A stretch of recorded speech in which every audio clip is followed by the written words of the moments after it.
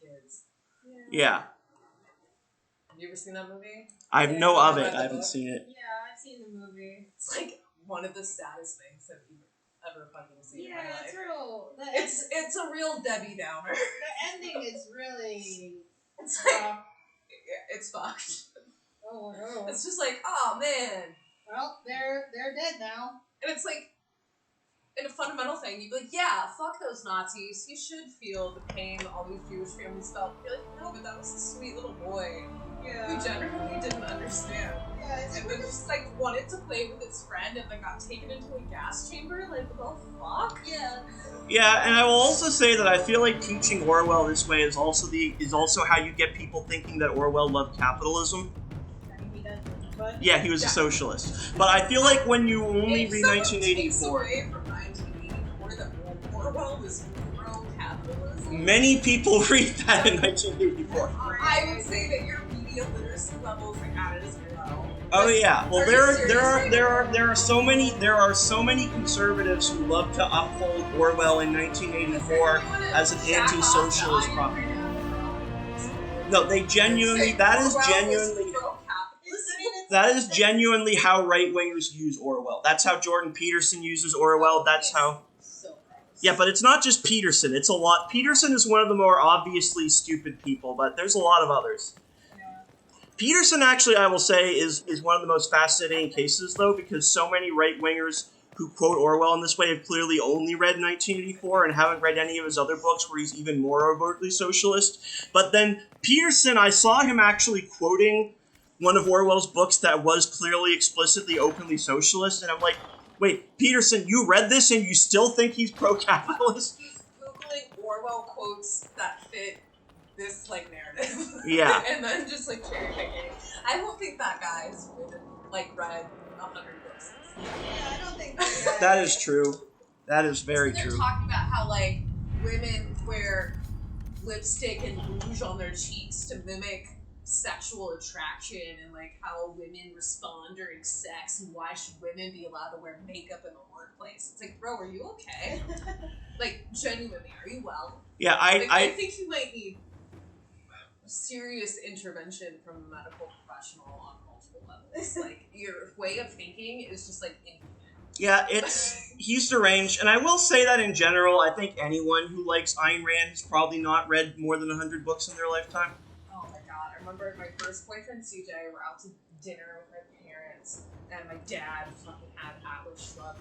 Oh, hang on, pause. I'm just going to read this quickly. Oh, Nightingale. We underestimated the threat. Our friend the Marquis met with a dozen nobles in the past week. Bribes in the form of gifts changed hands. Most of them busts of divine Justinia. We appropriated one and discovered it was hollow and stuffed with red lyrium. Waiting instructions. Fisher. Okay. Oh yeah, we put to work Alexius, that's Dorian's old mentor, as a magical researcher. Lelion is the only one who can handle this, so that's easy, but I'll read it anyway. Alexius has been given... requests for information on your lineage. Oh, here, little... Interested parties at the Winter Palace. Andraste, preserve me. Feel free to use those requests as kindling. No, I shall take them. I want to know who pines for our commander. We can use this to our advantage. I am not bait. Hush. Just look pretty.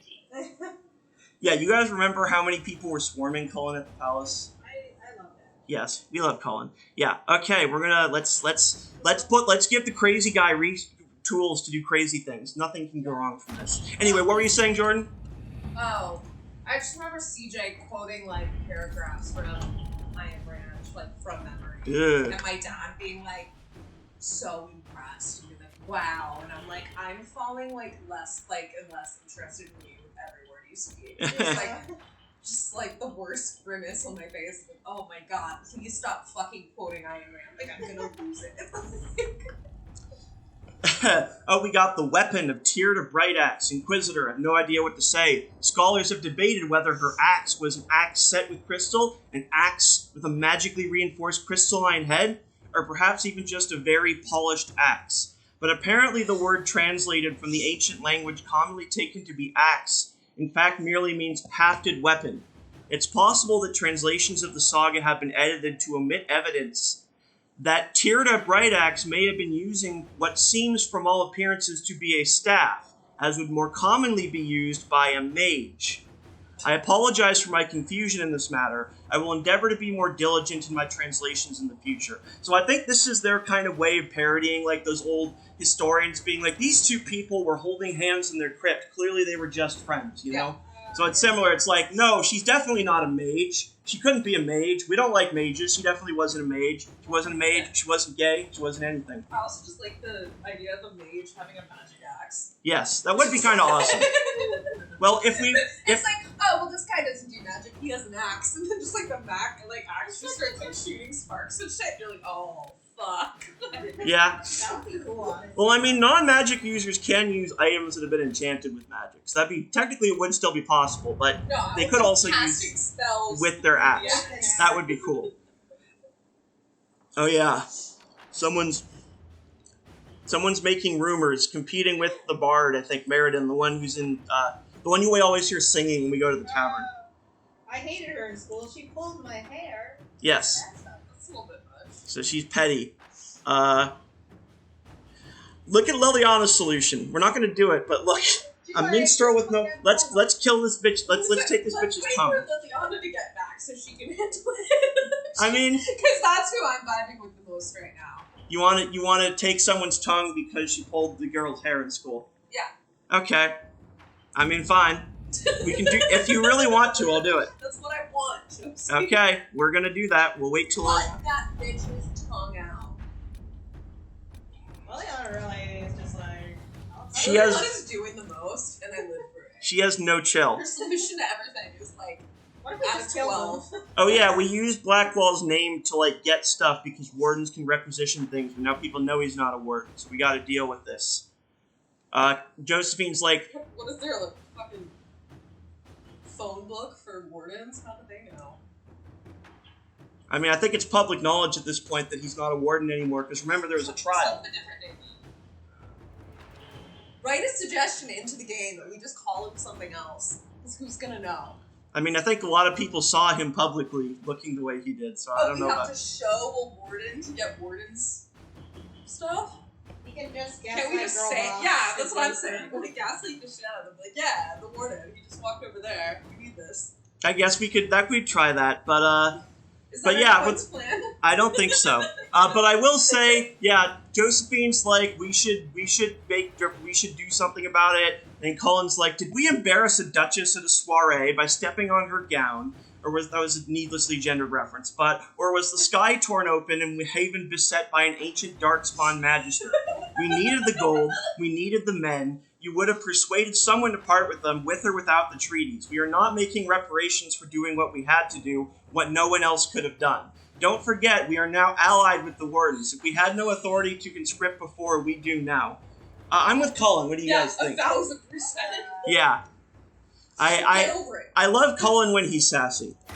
All right. I have too much going on with this shit. Yeah, he's just like, I'm playing an entire goddamn war on multiple fronts, Yeah. limited resources. Honestly, Shut the fuck up. Cullen has become a favorite. oh yeah, Cullen is one of those characters who I feel like doesn't stick out to people at first, but he grows in them a lot over time. Yeah, 'cause it's like you want to not like him. It's like basic blonde white dude, like army leader. You're like, It's giving why should we support the song in Crazy Ex-Girlfriend where Nathaniel's first introduced, and then they're why should we support the straight white dude?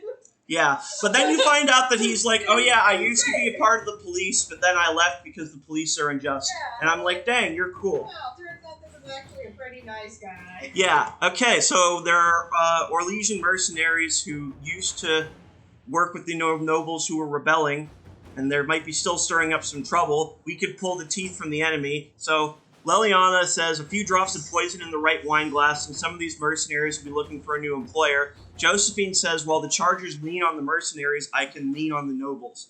So, in other words, she's saying let's just manipulate them and buy them out from under them. I will say, I think that I don't know about you, Jordan, but I think that Liliana's efforts would be definitely better spent cutting the tongue out of a childhood bully than this. Yeah. So let's Josephine handle. can do this. Yeah, Josephine can handle this. We'll let diplomacy win sometimes. Yes. All right. Only when violence doesn't seem more fun.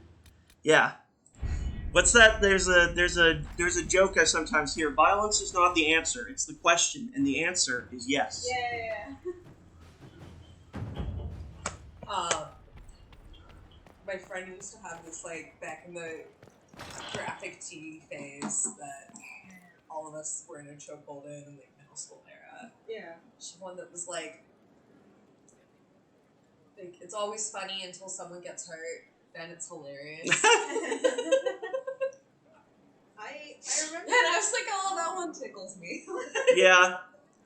Yeah, I feel that. I remember. I don't know where this sweater went. I used to have a sweater that said "No one cares," and I like a guy I knew.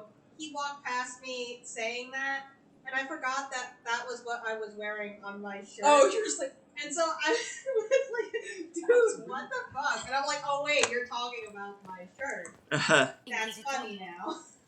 Okay, let's talk to our lady love. All right, we gotta. I came to see if I could steal you away for a few minutes for myself. Oh, goodness. Because the camera stops whenever you start a conversation, what angle you happen to be. Okay. Just a dramatic, like. Yes. You need to make out. Well, no, it's like, well, she's facing away because she has a massive zit on her face. She doesn't want Josie to see.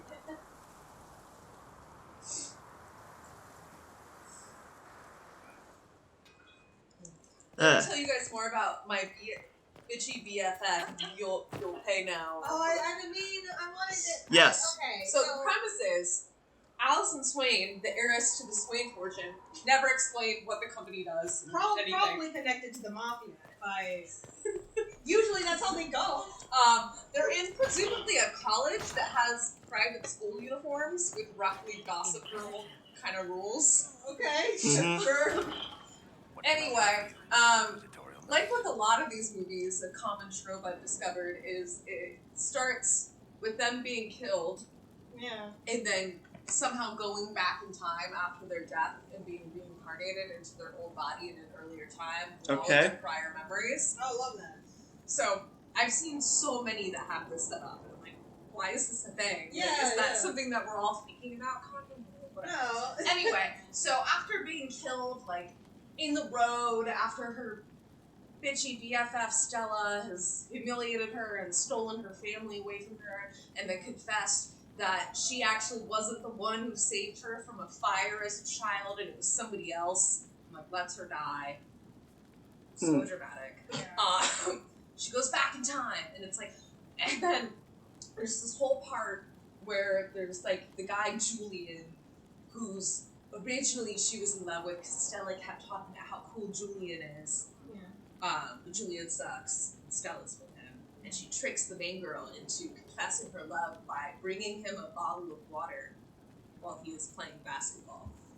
Okay. Isn't that the playful kiss plot point where he's like just trying to bring her a drink while she's doing, hot dog guy is trying to bring, Honey, is it, no, not Honey, Hera. He's trying to bring Hera a drink while she's playing, racket, while she's playing tennis. Yeah. But the level of importance which they keep delivering these lines, like, you brought me a bottle of water, and it's like, this was the day I brought Julian a bottle of water. This is playful That's kiss. how I tell him. Wait. It's like, what?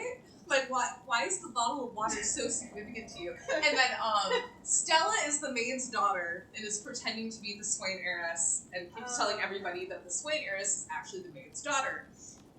Which she goes along with because she's just like, whatever. Like, I just want to make Stella happy. And like, that makes no sense, but I digress. And just like, you're just the maid's daughter. Like, over and over again. And I'm like, just no one talks like real people.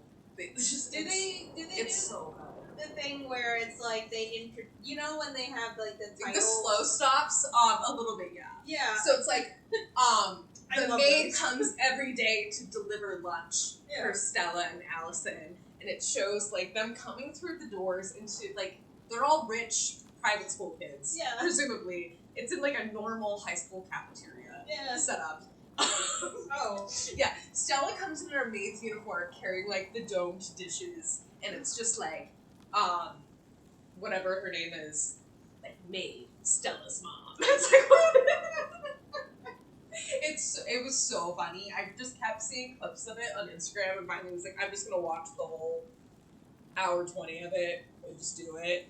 I was like, this was incredibly stupid, and goddamn it, I loved it. I keep seeing ads for one where it's like, oh, I'm supposed to, like, marry, like, this dude, like Sebastian, and everyone's like, oh, Sebastian's a loser. And then Sebastian is secretly the billionaire son of the richest man in the world, and he's super hot. Yeah, and it's like a wedding, but it's like them just standing in a yard. With it's all these billionaires are having backyard weddings all the time. Yeah.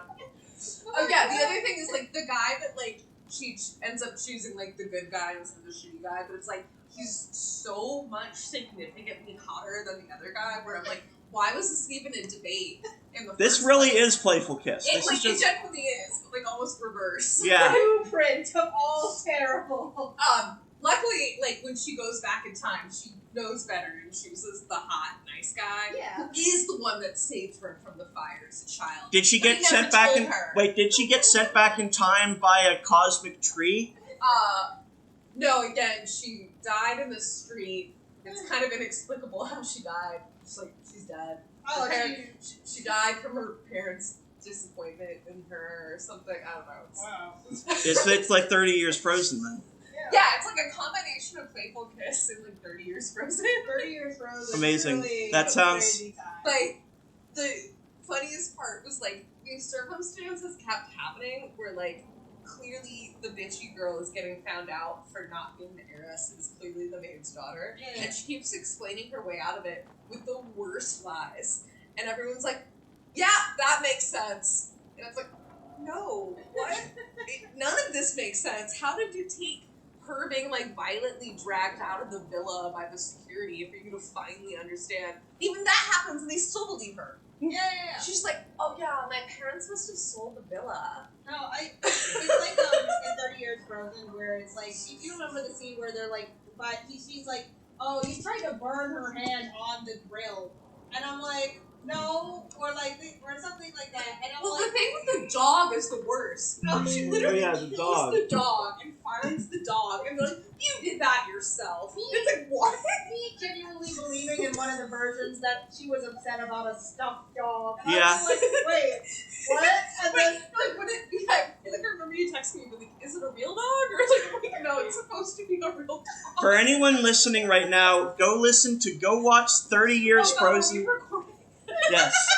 go watch it. I'm so sorry for taking up so much of the time. Oh no, I was honestly enjoying it. 30 Years Frozen, what is it, the full title? 30 Years Frozen, 3 Brothers Regret. Yeah, it is they all- on they YouTube. always It's have insane. ungodly long titles. And Yes. they're amazing. Yes. Yeah, the one I'm talking about is Bitchy BFF, You'll Pay This Time. Masterpiece. I love it. Yeah, they're just these weird, what do you call, vertical movies? Yeah. That are like, they're all on Although that YouTube and they're one all nuts. Weirdly has fairly decent acting from like the main good girl and like her good love interest. Yeah. And they're both really attractive. And I'm like, damn, if I saw these people in real life, I would be like, what a hot couple. What are you doing here? Yeah. You two should just be like on a boat on like the coast of Italy and like. Okay, speaking of confusing relationship drama though, want to hear about Bianca? Oh yes. Tell me more about Bianca.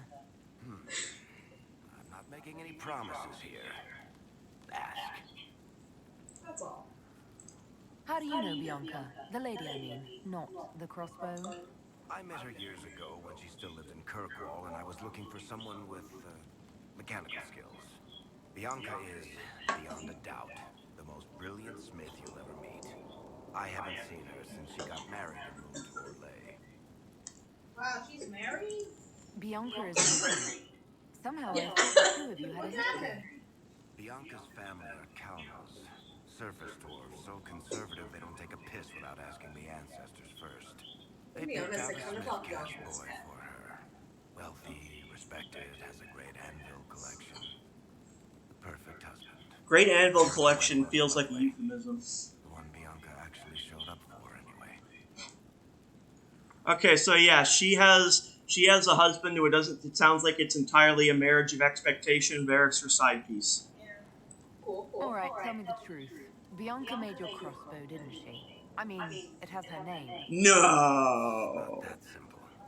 The Carter thinks my Bianca was a freak success by a Carter Made it inventor together, who could like, never duplicate it. Holding hands. If they thought anyone else was involved, Yes. someone who could make one work, well, things would be bad. So, I really can't tell the story.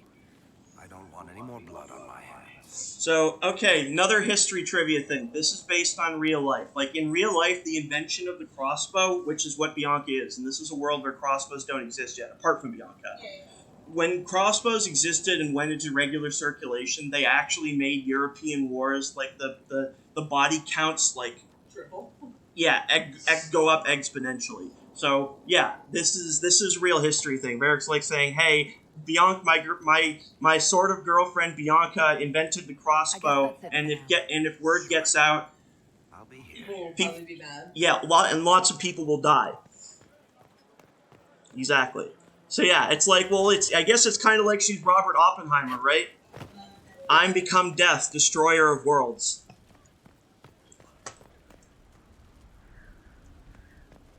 Just realizing that means that Varric is Robert Oppenheimer's side piece. Which is not a sentence I ever thought I would say. Florence Pugh.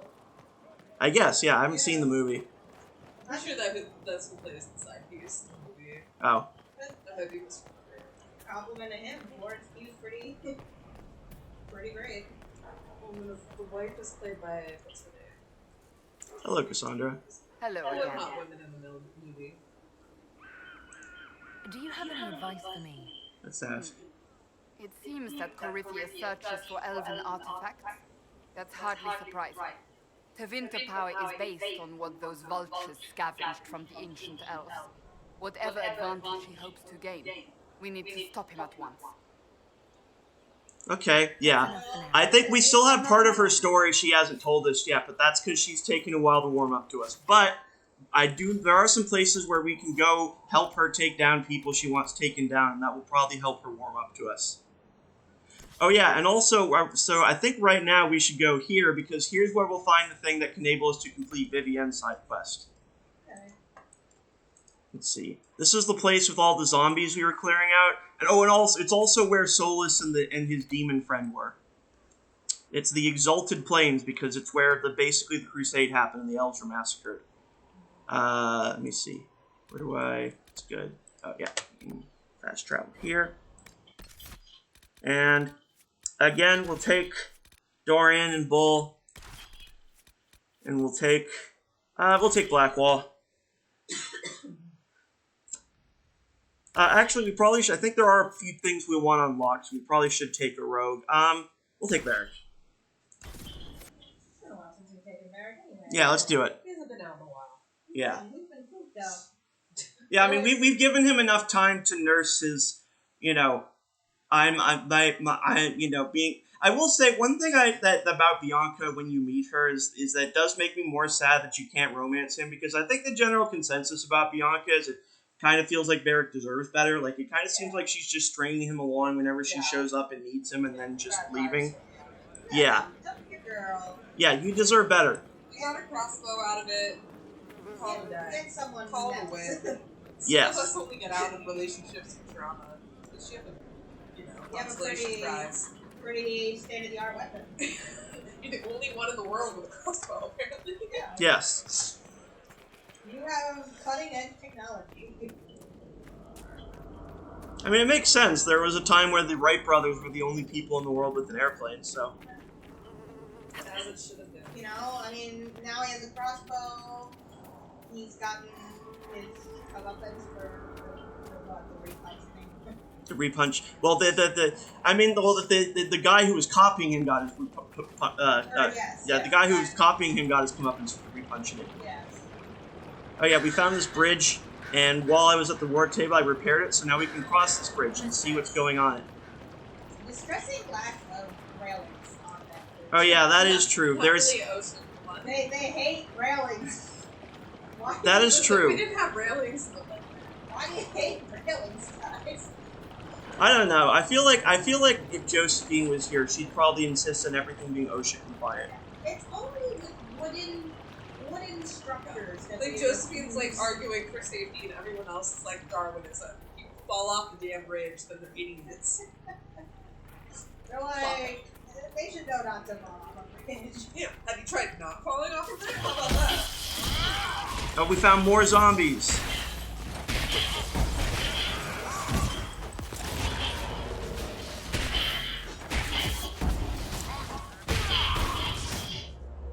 Using my necromancy scary skull power against the zombie feels kind of self-defeating, but oh, it worked. I guess undead are afraid of skulls for some reason. Do they get scared when they look in the mirror? Like this, yeah, recognizing themselves and coming to terms. That is, well, it's like that SpongeBob episode, you know? I'm the maniac. Yeah, any like horror trope where like they come across their own dead body and realize they're dead. Oh yeah. Like it's just like that bad. Actually, that would make sense. Fair. Like, wait, skull? Am I a skull? Did any of you either of you watch The Last Unicorn? I have not. Oh, okay, hang on here. Look. They have railings. They have railings on wooden sculpture. Okay, you know what this tells us? This was built by the Orlesians, whereas the bridge was built by us. So clearly the Orlesians actually care about safety. Because like this feels like a thought out bridge, whereas ours was just like you just need to connect these two things. Yes, and I will say the ones we found earlier that didn't have those, I'm pretty sure those were, I think, either built by dwarves or maybe they were built by the Venatori because they were also there. But I feel like it's the only people who seem to care about OSHA here are Orlesians. I'm surprised our bridge is like one over certain law. Yeah. Yeah, just walk across it. Yeah, so this is just one more example of how the French are better than us. They care about standard safety. You know, I wonder what the French equivalent of OSHA is, because I have to assume they have it. They have something like OSHA, you know? Just wonder, I don't know what it's called. Jordan, find out what French OSHA is. Yes.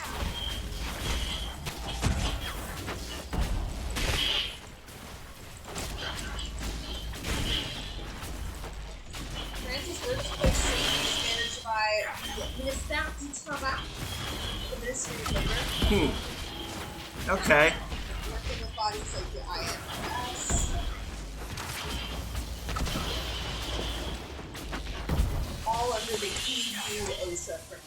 Oh, okay. Wait, so the EU has its own OSHA? That's what Is it all, and it's also called OSHA? Interesting. Wait, what does OSHA stand for again? I can't remember. Occupational Safety. Something Hazards Act or something. Okay, so I guess, yeah, maybe that, I guess that could be international. There's nothing about America in that. Interesting. European Agency for Safety and Health.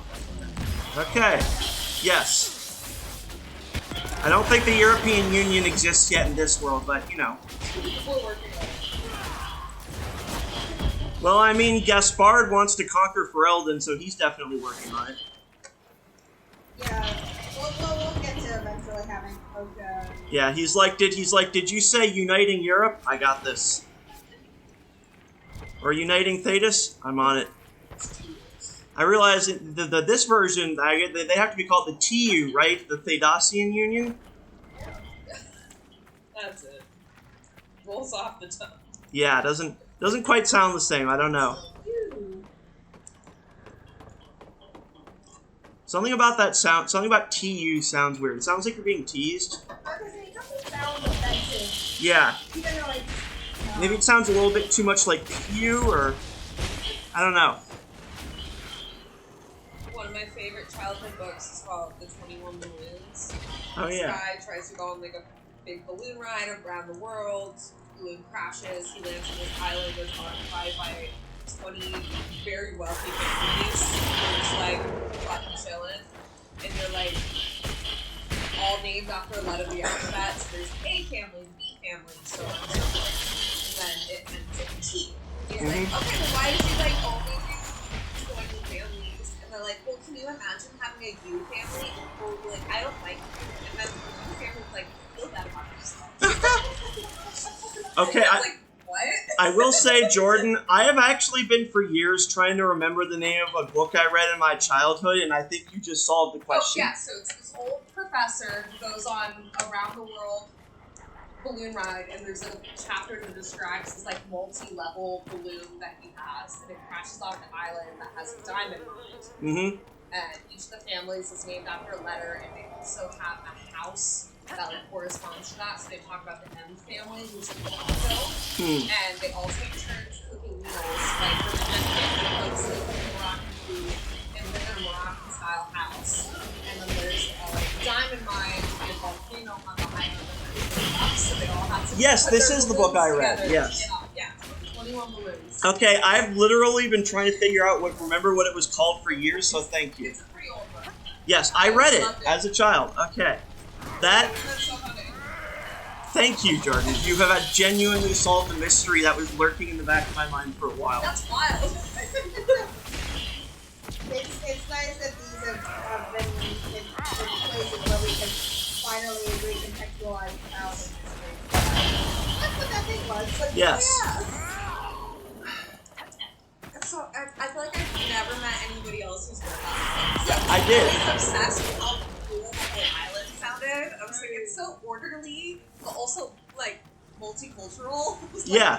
No, I read that. I remember the diamond mine. I remember the balloons. I remember the crash. I remember all of this. I read that book, and I remember it was called something balloons, and I think there was a number in it that I was like remember. So okay, yeah, 21 balloons. Is it a standalone? Yeah, it's just one book. Oh, okay. So yeah, I read it. Massive weight has been lifted off my chest. I think that's easy. I've never read 21 Balloons, so I'm Honestly, from what I remember, it was pretty interesting. Actually, yeah, like conceptually, I really love like the ideas. Yeah, it's a creative little children's book. Yeah, I want to live on this glass balloon. I want to live on this glass diamond mine island. I was all up in that as a child, and that house had like high-tech shit.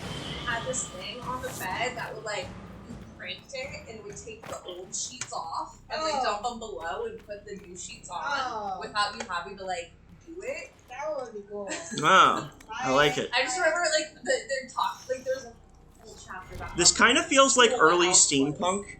Yeah. Like before steampunk became a trope, it kind of sounds like this book might have invented steampunk, honestly. That's awesome. Well, yeah, I mean, like, I feel like that, you know, actually, yeah, tell me who the author is, because I was also trying to remember the name of the author. I can't remember the author name, but I feel like they were, a bunch of other I feel like they were French, it but sounded French, but I don't remember. Yeah, I think it was legally work.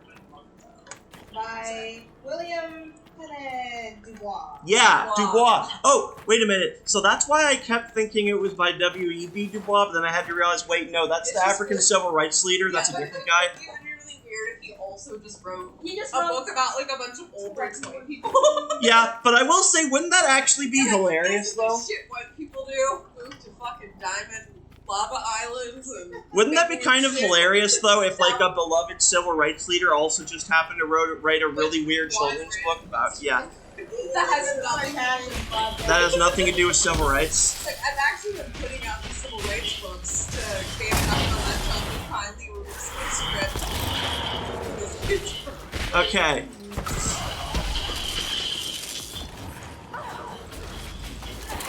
But yes, he is in fact a W. Dubois, just not a W.E.B. Dubois.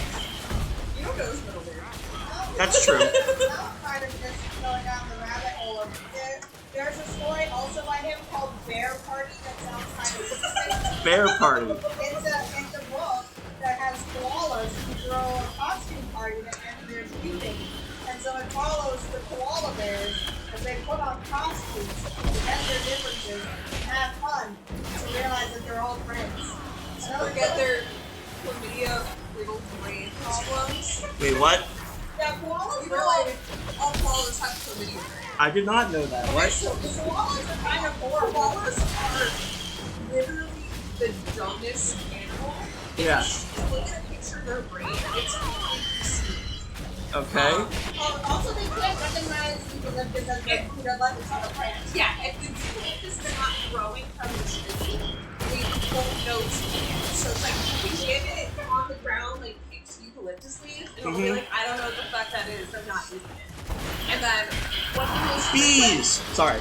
frequent things that kills koalas So, also the thing is, eucalyptus basically gets them stoned. Okay, yeah. It's like their only food source, but it's not nutritious. It's They're all horrible. like horribly malnourished and like getting high off the eucalyptus basically, and then just stumble out into the road and get hit by cars. And they all have And chlamydia. they pretty much all Why have do they all? chlamydia. Why do they all have It's chlamydia? just like they're prone to chlamydia. Their chlamydia is just rampant in the Also, koala community. I don't know why, but they are all riddled with chlamydia.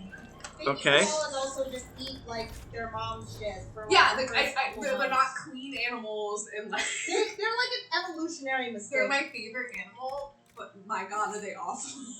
I remember there's an anime called like Heaven's Nature Department or Animal Department or something like that. And the concept is like, Dealing with complaints about terrible animals. well, no, it's like, what if God like outsourced all of the? He's like, I'm too lazy to create all these animals. I had a bunch of architects create animals. And there's one whose like thing is like, she's like, oh, my animals are all so cute, but when she describes them, they sound like walking nightmares. Yeah. And so she's describing this one animal, and she's like, its young will eat like the feces of the mother, and it's also really dumb, and all this stuff. And I'm like, oh, it's a koala. Yeah. And she's like, oh, all the architects are actually like, oh, you've actually managed to create something cute for once, but why did you describe it like that? Okay, I learned something today. Koalas are are real- awesome. Koalas and pandas are like those Just two like animals. so that- interesting of like, how are you still alive? And it's literally only because we as humans find you cute Yeah. and are like allowing you to keep surviving. Have you seen Pandas like willingly don't want to be alive anymore. And we're like, no, please, pandas, breed, make more pandas desperately. Yeah. We want pandas. And pandas are like, huh? Have you seen I can't Fascinating. remember Okay. what it is. It's like I learned about them not realizing that eucalyptus was like their food until it was on a branch through like this thing that they animate like animal facts, and it's like a koala. It's like another animal serving a koala like a bowl of eucalyptus leaves, No. and he's like, "Where's my order? I've been waiting for like 20 minutes and I haven't seen my eucalyptus leaves." And it's like a little like weasel or something, and he's like, "Your eucalyptus is right there." And he's like, "I think I would know if my food was right in Is front it of like me." a cartoon? Yeah. I think I've seen that because I remember there's also like the one with the platypus. Oh, and he's like blue. Yeah, and He's they like, go to "Why like am I blue?" go to do the black light on that room, and then they go over the platypus, and it's like, what does blue mean? And then he's like sobbing in the shower. I was like, I know this is the same thing. Those are so funny. I love the ones with Patrick in them, and it's like the little bat. I'll put, if you don't know Josie, I'll put you on it later. It's like they create like cute animals. They're really cute. I don't think I know but, like, them. Also include like genuine animal facts, Hmm. but like humor, like with humor. It's really well done. Like honestly, I think it's a nice mix of like, it goes from like, I think more commonly known, like somewhat niche animal facts, like a group of crows is called a murder, to like that kind of level, to like stuff like sloths are actually really great swimmers apparently. Like it's actually a genuinely like fun channel. Fascinating. Okay. And they integrate like their animal facts in a way that's like very entertaining. Nice. Okay. I love this channel. here, I'll just show you the platypus real quick. It's so good. Why am I blue? Aw. Yeah, they're drawn cute Yeah, too. just routine inspection. Just gotta look around a little bit. Same old here. Everything seems pretty typical. What? Is there something on my face? Why am I blue? Does everyone glow blue? What does blue mean? Platypus fur glows under UV light. Okay. So yeah, and then like the caption is platypus fur glows under black UV light, but scientists still don't understand its function. Yeah. That's okay. It's a fun little, like they're the one channel where like even when I'm like, oh, it's an ad for like, and I'm like, even the ads are cute. I'm like, Yeah, that's definitely something. Yeah. It is very funny. That absolutely is. I just the reaction, yeah, definitely. Natural habitations. Yes. Somewhere in between.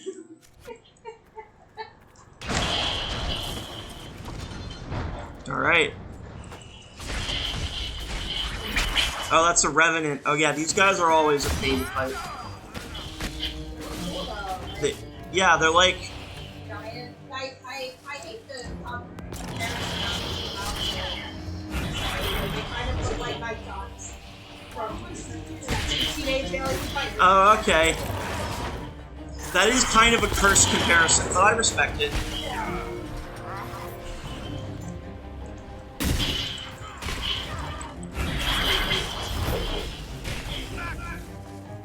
All right.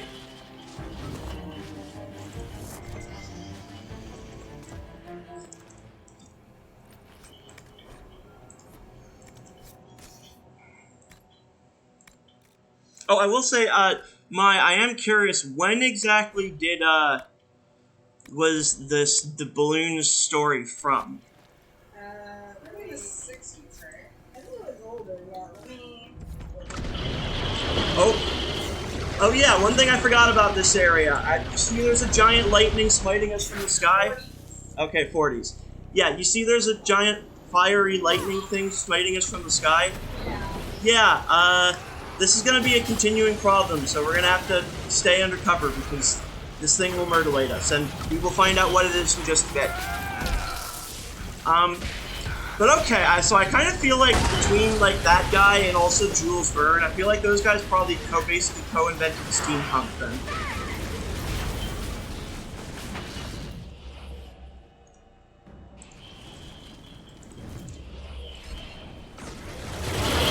Oh shit! Yeah, that's the bullet. You're gonna want to get out of the way. Get out of the way of the giant fiery death. Yeah. Okay. Huh. Why is that not working? Oh, is there something about this area that also makes magic harder to do? That's fun, if so.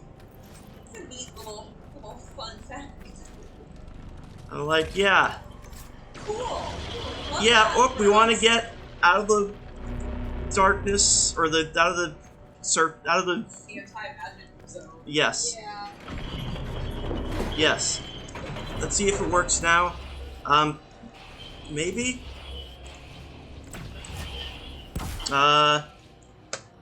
No. Can I at least... Okay, so offensive magic works, but I can't shield people for some reason. So that's fun. Oh, snap, there's a dying guy.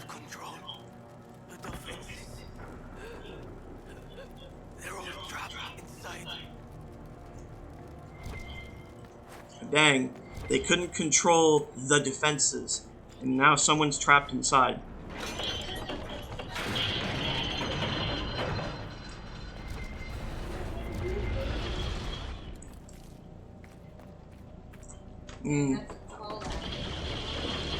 Yes. Yeah, and that's just like a fucking finger from God smiting you. Finger from the Maker? I don't know. For certainly kind of feels like a middle finger. Great.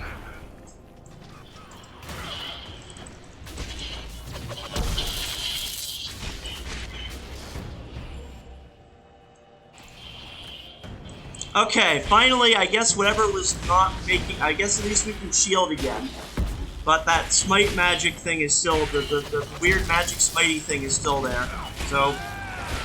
hopefully we can avoid spending too much time out in the open.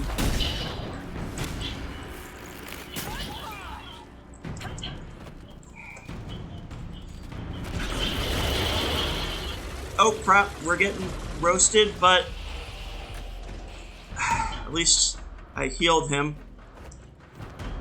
Okay.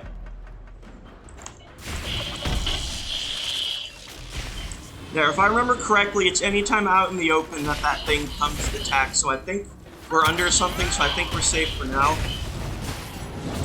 It actually took me a while to figure out what was going on here my very first time I got into this. I'm just like, wait, okay, there's fire everywhere and I keep dying, what's happening? And I was like, oh, there's some sort of weird magical effect here that's just like, fucking, yes.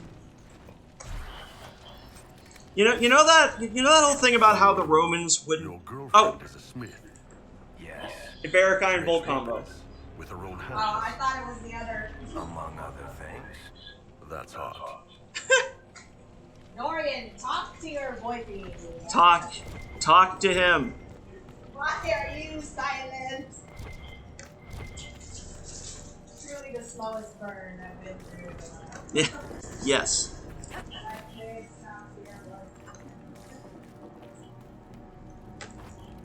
But yeah, you guys know that whole story about how the Romans wouldn't bury people if they were, like, electrocuted because they considered it a punishment from Zeus? Yeah. Yeah, I feel like that's what this is. I'm just like, it's just this fucking fire comes out of the sky and it's just like, fuck you in particular. Yeah, but it's like, how unlucky are you? Not Yeah. only did that happen, but now everyone's like, oh, you probably deserve it. Yeah. It's like, that sucks. Yeah. In retrospect to think about, like... Yeah.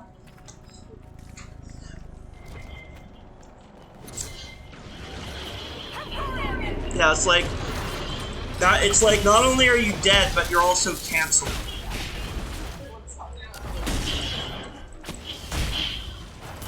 I feel like everyone's remembering that time you were rude to them 5 years ago.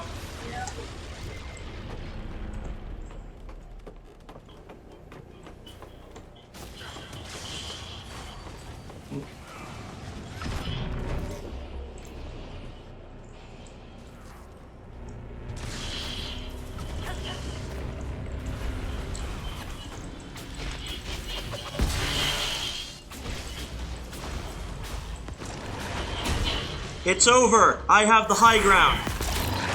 Or not anymore, I don't. I had the high ground.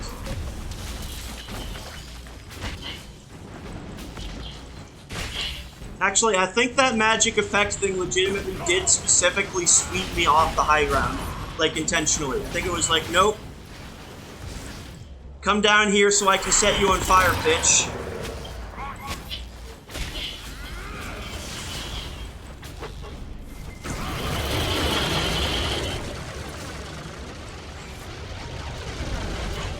Okay. Oh, hello, statue of Fen'Harel the Wolf Gun.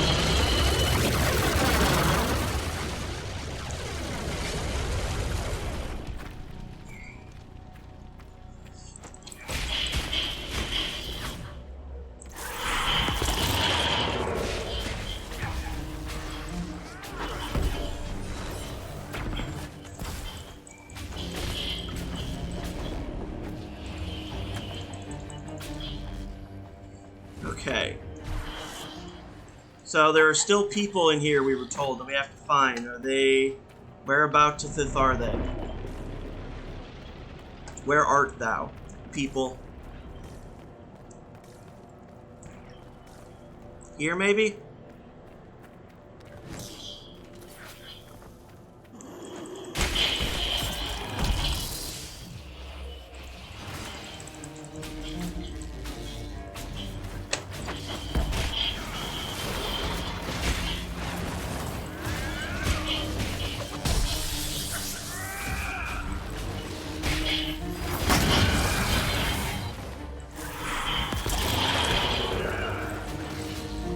Isn't it funny how many more skulls are flying now that I'm from the party necromancer? You may notice a significant increase in the number of shadowy skulls appearing in this. Yeah. Why do we even bring the Dorian? Because we're trying to get you to fuck Iron Bull. That's true, but he's not doing that either. That's really true. Need you to do something, guy. Yes. You're not going to contribute to the fight. Yes. Contribute to the fucking. Yes. Either suck a dick or kill some people. You're doing neither. Now you're trying to walk into a wall. Why are you? We're gonna renegotiate your union contract. Dorian, we have proven much less effective than you all.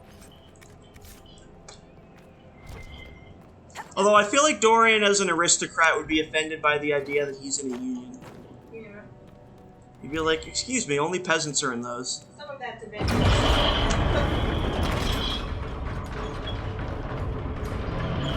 that seems like a very unusual. Like, I'm surprised. Okay, so we open the gate. Now we gotta go rescue these people.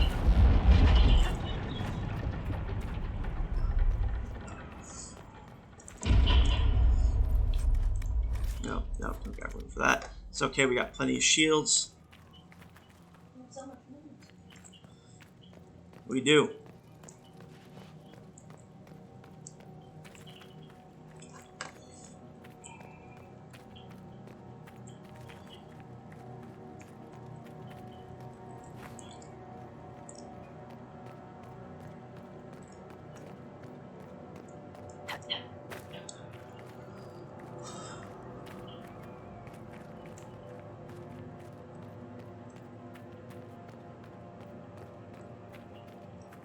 BT Dubs, the Nitron reference I was making for the Revenant earlier. Yes, I see. I'm like, it looks suspiciously like Daddy. I see it. You are right. It's really a show that does exist.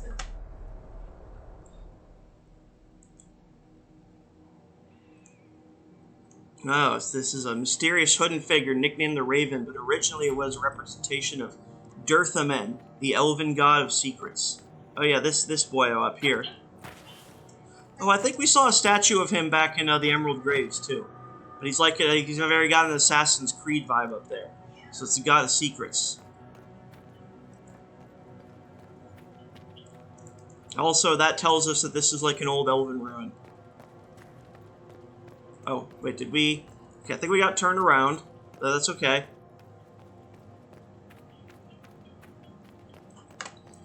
And I will say that is one thing I remember about this area, is that it can be a little hard to navigate, because everything kind of looks like, you know, old castle. Yeah. Old, not well-lit castle. And mountains.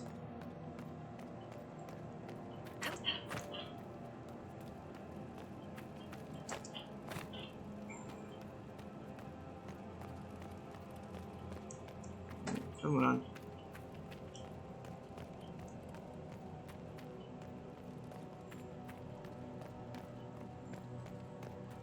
Yes, it could be worse. It could be, like, badly lit and, like... Oh, we gotta go up here. Badly lit and overrun with zombies. Now it's just badly lit. Yeah, we killed them with zombies. Yes. Zombies with swords, though. What a terrifying. Oh, yes. Yeah, that's what makes Revenants a bear. Almost literally, because bears in this game are also very hard to fight. I do like how they're just like... Yeah, bears are also just like as is. Yeah, you don't really need to change bears to make them fucking terrifying. Yeah. The bears in this game are awful. The bears in Skyrim are awful. The bears in The Witcher are awful. Bears are just... The bears just are normal. They're like not special bears. They're just Yeah, bears. it's like, why do you need to make... You know, in what way do you need to make bears more terrifying than they already are? Actually, in Dragon Age Origins, one of the specializations is the ranger that allows you to summon animals, and the highest level thing is you can literally summon a bear to fight with you. I mean, I would love a bear steed. Like, Yes. Just us on top of a bear. Oh yeah, riding a bear would also be cool as fuck. Okay.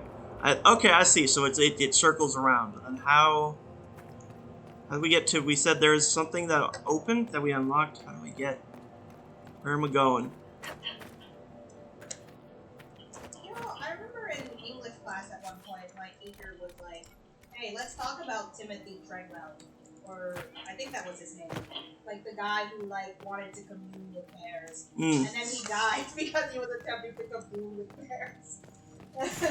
There was, like, a whole thing about him, and we were like, dang. that's rough. But also, bears might be friendship, but they're really not friends. Yeah. Especially like, there's a ranking of which bears you should try to befriend.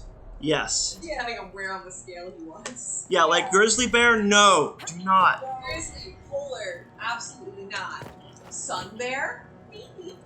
Yeah. Sun bears are very friend-shaped, it is true. I feel like they probably still can kill you, but they're very friend-shaped. Yeah. Black bear, not great, but Not as bad as better grizzly. of an option than sun bear. Okay, here's the people. Don't come any closer. We have swords. Did he just threaten you? You haven't Yeah. murdered me is kind of crazy. You want to ask that one? Yeah.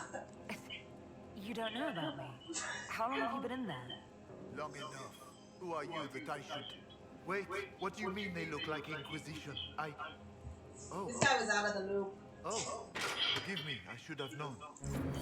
Wow. Well, yeah, because he's been stuck in here, inside this keep full of zombies and a weird giant fire thing that smites people. But we didn't say anything to him, so I feel like it's implied that someone was back there. Yeah, I think that was someone whispering in his ear. It's the Inquisition. Oh. Imperial Majesty. Long may she reign. My men Oh, we got a Dalish banner crown. Nice. I cannot thank you enough. Well, yeah, let's figure out what's happening here. Tell me about the situation here. There were orders. A chance for peace, they said. Pull back, they said. So we did. Then the undead appeared. We couldn't hold them back. I told my men to activate the fort's defenses. A foolish move, born of desperation. There was so much about the old elven magic we never knew. We couldn't control it. We retreated, but not everyone made it through the gates. I couldn't save them. We've been trapped for weeks. Supplies were incoming, but who knows what happened to them. Okay, so, yeah, this is an old elven, keep. It had magical defenses. They activated them to keep them safe from the zombies, but then it turned out that the magical defenses attacked them, too. So they're even more stuck. The civil war is over. Gaspard de Chalon has been defeated. Celine's throne is safe. It's over? That grasping brute is gone? Thank the Maker.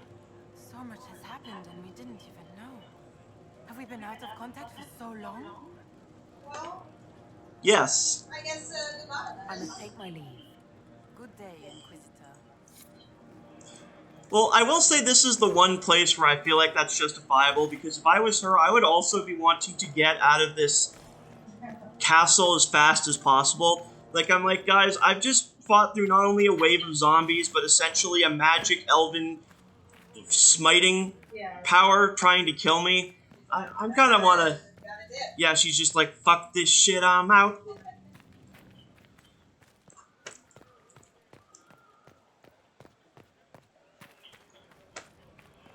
But, we saved some people, so that's good.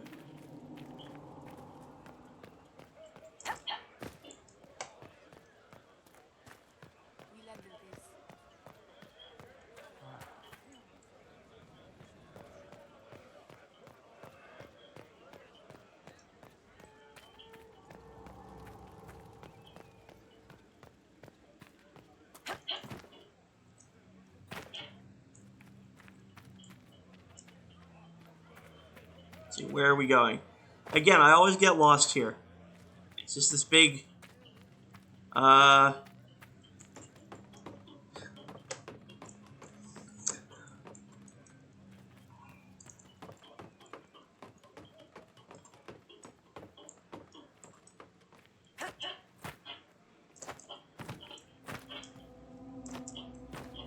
Okay, did we...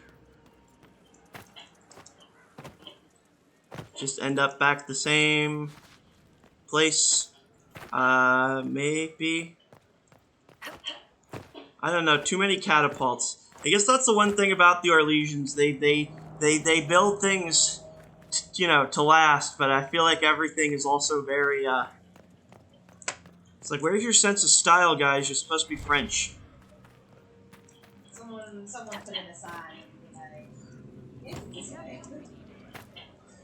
Oh. Okay, I do remember we came by here, because this is that big open area where we first encountered the giant fiery thing. So, okay, here we are.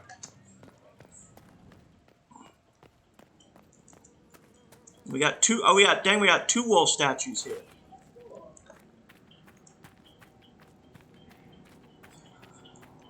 I will say, I do recall, that there's the whole thing about, I think Fen'Karel is like a chaotic trickster god who they put, basically as like a warding symbol at the edge of like places and stuff because, he's scary. So I feel like all these Fen'Karel statues at the entrance probably are basically the ancient elves' way of saying, hey, you don't want to go here. If you do, it will end badly. And everyone else is just like, those are some neat wolves. Yeah, I mean, like you saw all those Orlesians in there. Like bear in mind that like the humans in this game are like their version of white people.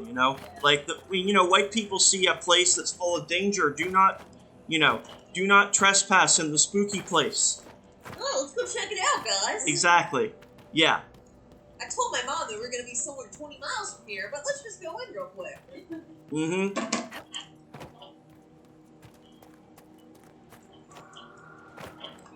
Yeah. Whereas I feel like had our Inquisitor Llewellyn been there when they were first proposing we go inside this castle, she'd be like, no.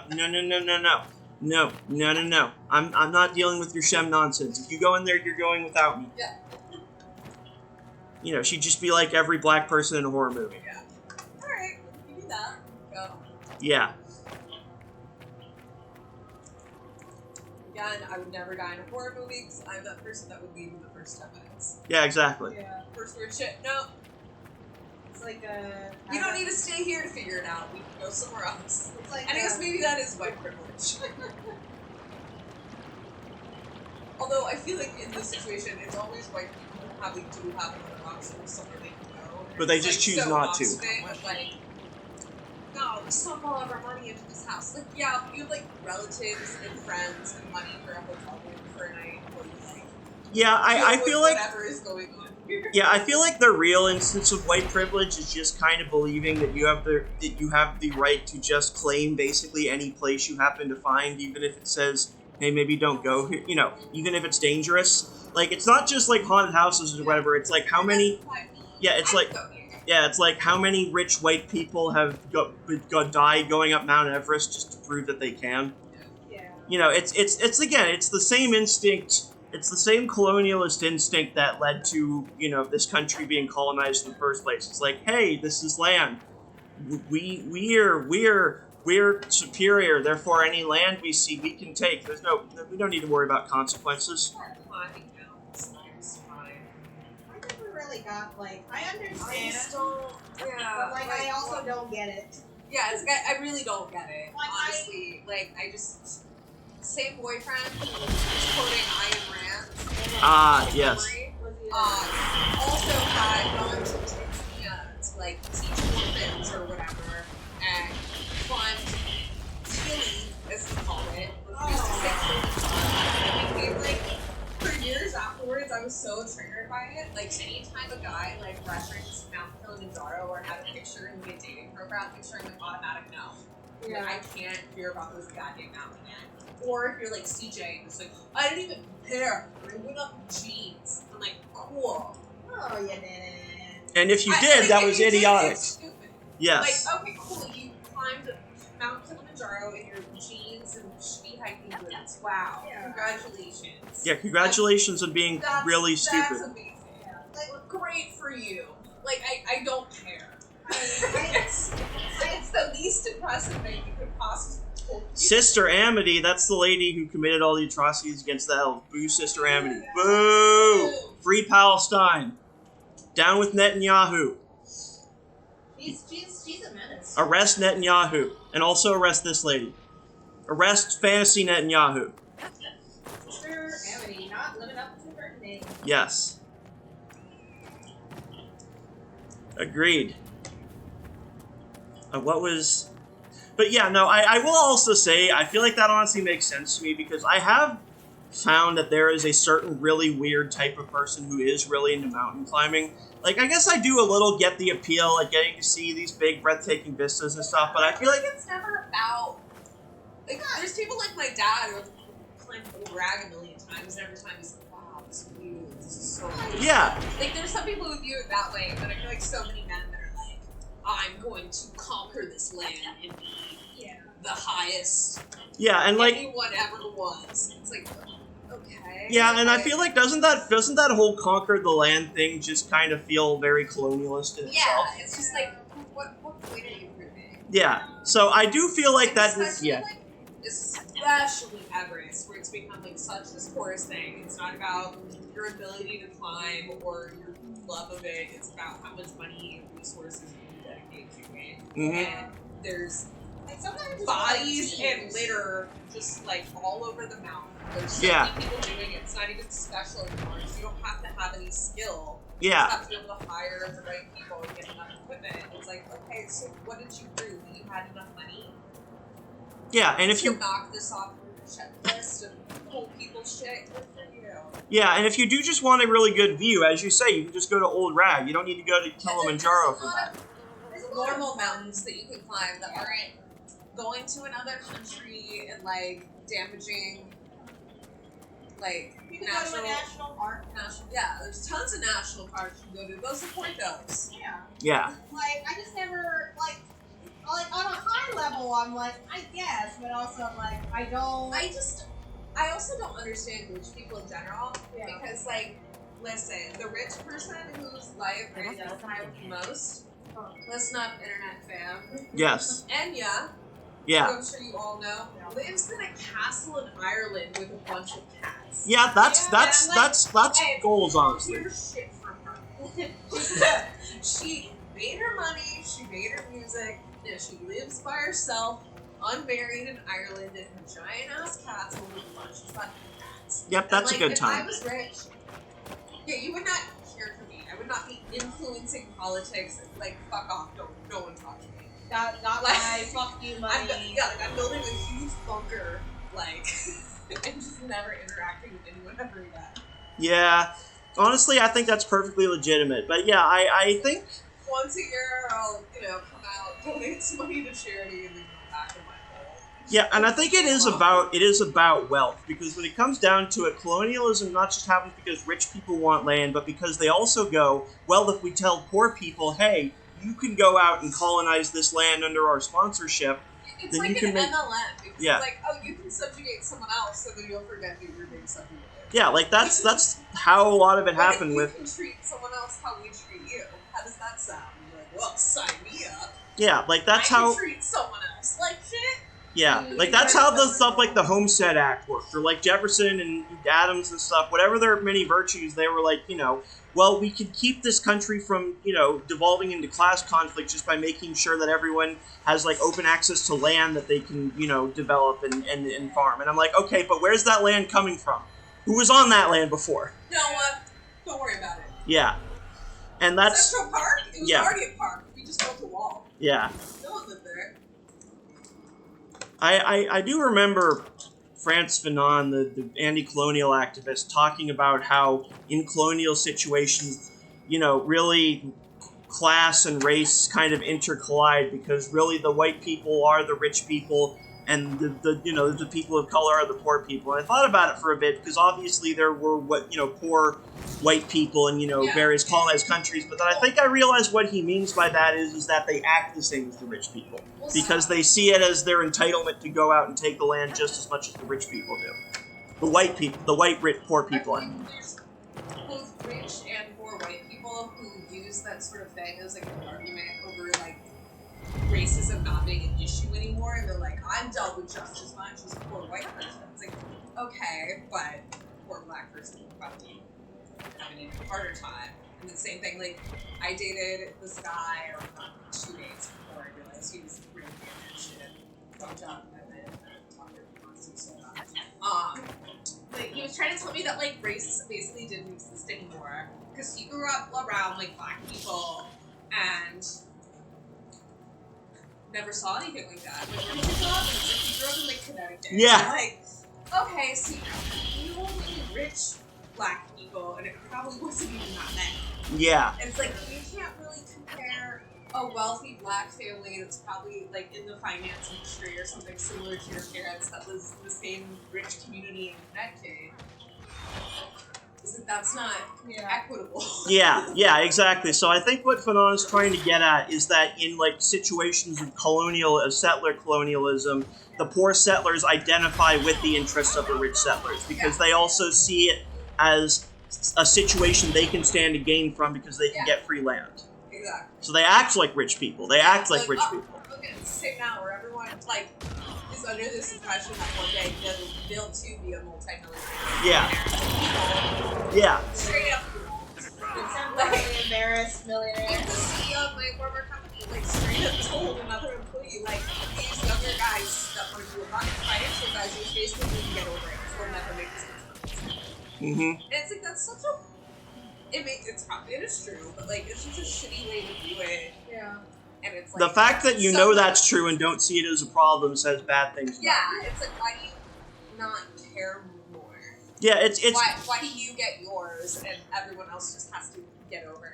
Yeah, I feel like I go back and forth in terms of who annoy me more. People who try to act like there aren't problems and people who just nakedly say, yeah, our system is unfair, and I'm okay with that. Like, I'm profiting from it, and... Yeah, I honestly am not sure. What it is. Yeah, I'm genuinely not sure whether I want people to be honestly terrible people or dishonestly terrible people. I'm like, which is worse? To be upfront about it, because then that way you can just they're deal with it accordingly. But, like, people that try to, like, well, no, why would you say something like that? Why do you feel that way? And it's like, because it's what's happening. Yeah. What do you mean, why do I feel that Yeah, way? I mean, I It's feel not like my interpretation of events. Yeah. I'm accurately reading. Yeah, although I feel like when it comes to, like, certain issues like racism, I feel like being unapologetically racist genuinely might be a little worse because it also helps to normalize racism in other people. Yeah, I guess you keep it behind closed doors. But in terms of class inequality, no. Yeah.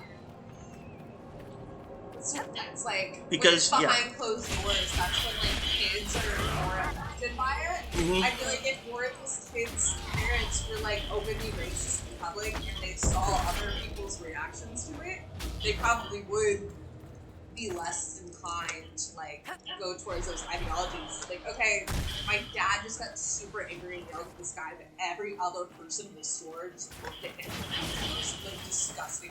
Yeah, and that's probably like internalized to a certain degree. Whereas if it's like behind closed doors and it's only ever being like reinforced. That's true. I mean, it probably depends on the situation. Like, okay, now Dorian and Varric are talking. To deal with here, don't you think?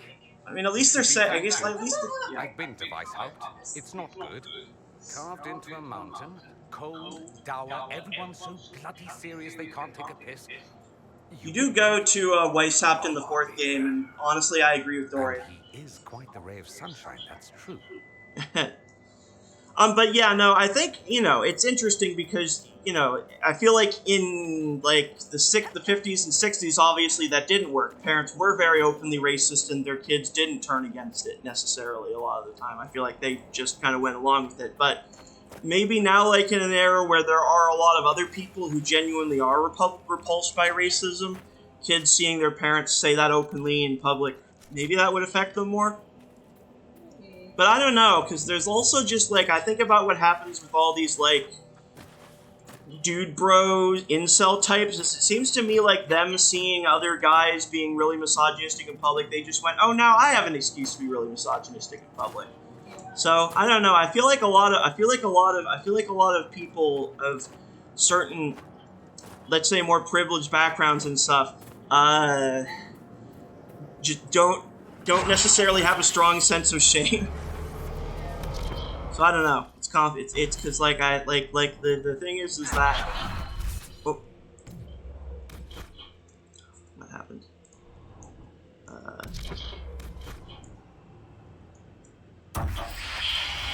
Oh, I accidentally did that thing. Okay, I did the time warp spell.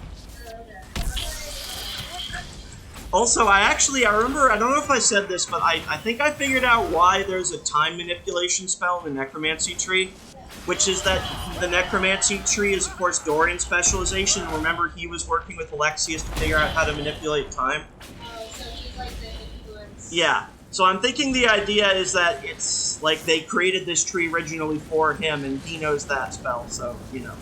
And then they just kind of extended it to us. Have you watched Stranger Things? I've watched like the first half a season of it. Never watched it. I should watch. I did. Well, you can watch it now since it's ending, and at least you don't have to wait years in between seasons like the rest of us did. I wanted to watch it because of J.D. Campbell Bower. He's great. Yeah. I watched the show from the beginning. This is the final season airing now. We did the first half of the episodes before coming out of Christmas, finale on New Year's. But the heavy references that they're making this season are Back to the Future and A Wrinkle in Time. Oh, okay. I like A Wrinkle in Time. I like that. So yeah, like the one girl in it is like shown reading A Wrinkle in Time, and she names her imaginary friend that she's seeing Mr. What's-It. Oh, yeah. Like, yeah. They're heavily implying that there's gonna be like somehow wormhole time. Yeah. Something, because they're making so many references to both A Wrinkle in Time, which is about traveling through space and time, and Yeah, Tesseracts and stuff, yeah. And then Back to the Future episode. Yeah. That's very cool. Oh, by the way, I want to read this one because it's very interesting. Did you hear one of the recruits from Val Royeaux, because these are some like guys who like deserters from the Rhodesian army, said they saw the famous Tom Rainier drinking at the Halberd east of Val Royeaux. I thought you'd be interested given your history, although the lads probably only seen him in sketches. Somehow I doubt the captain's foolish enough to come within 100 miles of the capital. Ha ha ha! It's not like we took him with us to the capital recently. I'll let you decide whether you believe it. Anyway, I heard you might be relieved in a week or two. You could go talk to Prule. See if he'll let you take leave to follow the lead. He'll understand. He did allow you to enlist for our side even after what happened with Callier. Okay, so yeah, this is two of these deserter guys talking, and one of them was one of the guys in Blackwell's old mercenary company who went on the run after they did the crime. Dang, what a thing to find. Anyway, I feel like every supernatural, paranormal series gets to time travel eventually if it goes on long enough. Case in point, after 3 Dragon Age games, they were like, you know what, we're on the 3rd one now. Let's do time travel. Yeah. Yes. So, it's, hopefully it goes well. I have definitely heard some people making fun of Millie Bobby Brown still pretending to be a lot younger than she currently looks. It's not even... So they're all the kids that started that were like 11, 12 at the beginning are now between 20 and 23. Okay, so they are like time skipping it. Yeah. They're all, well, no, not that. I'm saying the actors. Oh, yeah. And the characters in the final season of those kids are 16. Yeah. Significantly older. The issue is that Billy Bob Brown, Billy Bob, as she is now, has noticeable lip filler.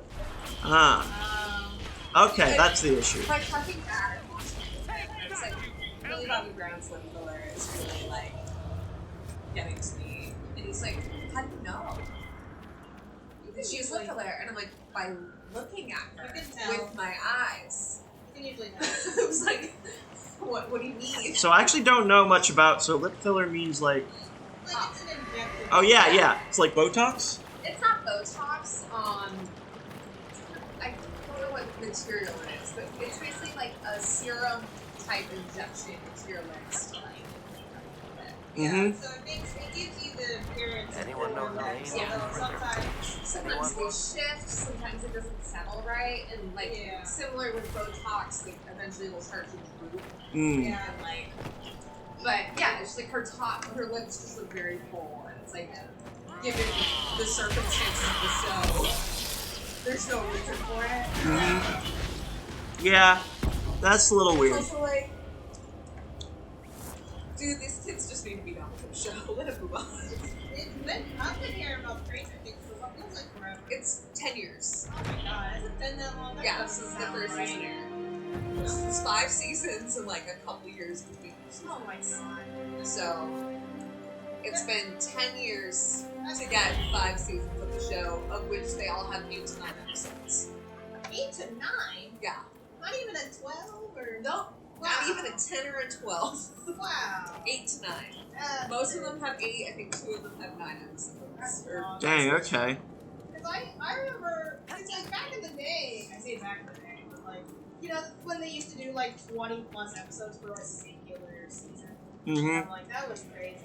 Well, yeah, like network shows still do that for the most part. Yeah. It's like streaming shows Yeah. don't anymore. And it used to be like prestige television used to be somewhere kind of in between. Yeah. And now it's like, no, Tight. here's 8 eps. Tight episodes. See you in 3 years. We might put some more out. I will say you can definitely tell which episodes in those like longer running seasons was like a filler episode. I mean, there's a couple there's specifically one episode of Stranger Things that like everyone rags on. Oh, was it a filler? I liked it personally, but a lot of people did not. Okay. And it's also because of the placement. So they did this in the second season very much, and I think the backlash they got from it, they tried to tone it down in other seasons. But it's like, a lot of the times, the gang is all in different spots. There's converging storylines. It's not the whole gang is together the whole time. Yeah. Last season was really frustrating because the whole gang was separated like the entire season. And like epilogue at the end of the last episode, it's like, hey guys, we're back! And like everyone hugs and like, we solved it. But season 2, episode 7, so it's like finally getting to like this huge moment. The one boy is being like possessed by like this demon hive mind, and the shit's going down, and like things are coming to the thing, and they're like, alright, we're just gonna pause that, and actually Elle's on an adventure to Chicago to meet her long lost sister. Oh. And we're just gonna do that for an episode. Don't worry about what's happening with the main shit back home. Like that. So like a lot of people didn't like it for that reason, because it's like diverged from the main action of the show and be like, what if we did this for a minute? Like you could tell that they were trying to like set something up, but it was just like not executed as well as it could have been. Like the characters weren't fleshed out enough. It's basically like 11 goes to meet Kate, her long lost sister, who's like one of the other people who grew up in the lab with her, who also has psychic abilities. Bond. Did that other person come in? Like, were they? And they're just in that one episode. Oh, okay. And then she goes back. Okay. So it's like she goes to Chicago or whatever city it is, I'm pretty sure it's Chicago. Meets her sister, shit happens, she's like, alright, peace, and then leaves, and then you don't see her sister again. And you're just like, okay. It's like a lot of people are just like, why did we do that then? We diverged from the main action. We had this whole episode with someone that wasn't that likable. Yeah. Elle's going through a whole goth phase and like slicking back her hair and like overdoing the black eyeliner. Like, yeah, we've all been 13 before. I went through that phase too. Yeah. But in general, the show's amazing. Recommend it, especially now that you can just watch the show. Okay, yeah. And not have to wait. It's true. If anything, wait until not to finish the show. No. I was like, it's not that many episodes. It's enough that you won't get through the whole show. There is one that, Yes, just in time. I was planning to binge at some point, which was Season 5 of the new gay hockey. Oh, yeah. Oh, damn it.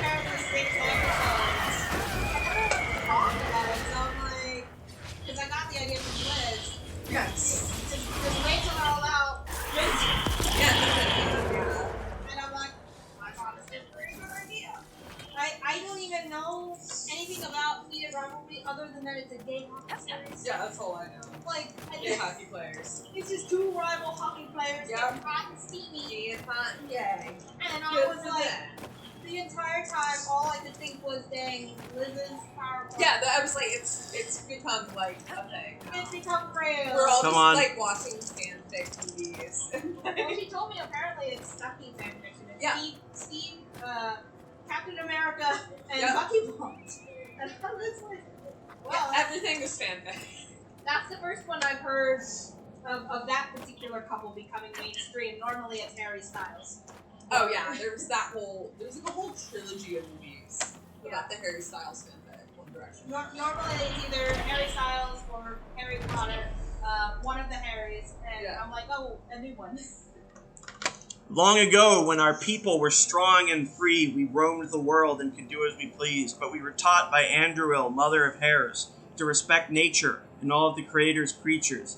Even though the earth was ours, we did not misuse it. They say the great leaders of the people would pray to Andruil for guidance. Where shall we hunt? Where shall we raise our hala? Where shall we settle and build? Andruil would send her messenger, the owl, to show the people the way, and they would follow him to where the land is blessed. Always keep an eye out for the noble owl. You never know. Andruil might have a message for you. It's told by Keeper Gisharel to the children of the Ralafarin clan. Okay, so I gotta say, so the goddess Andruil is the mother of hares.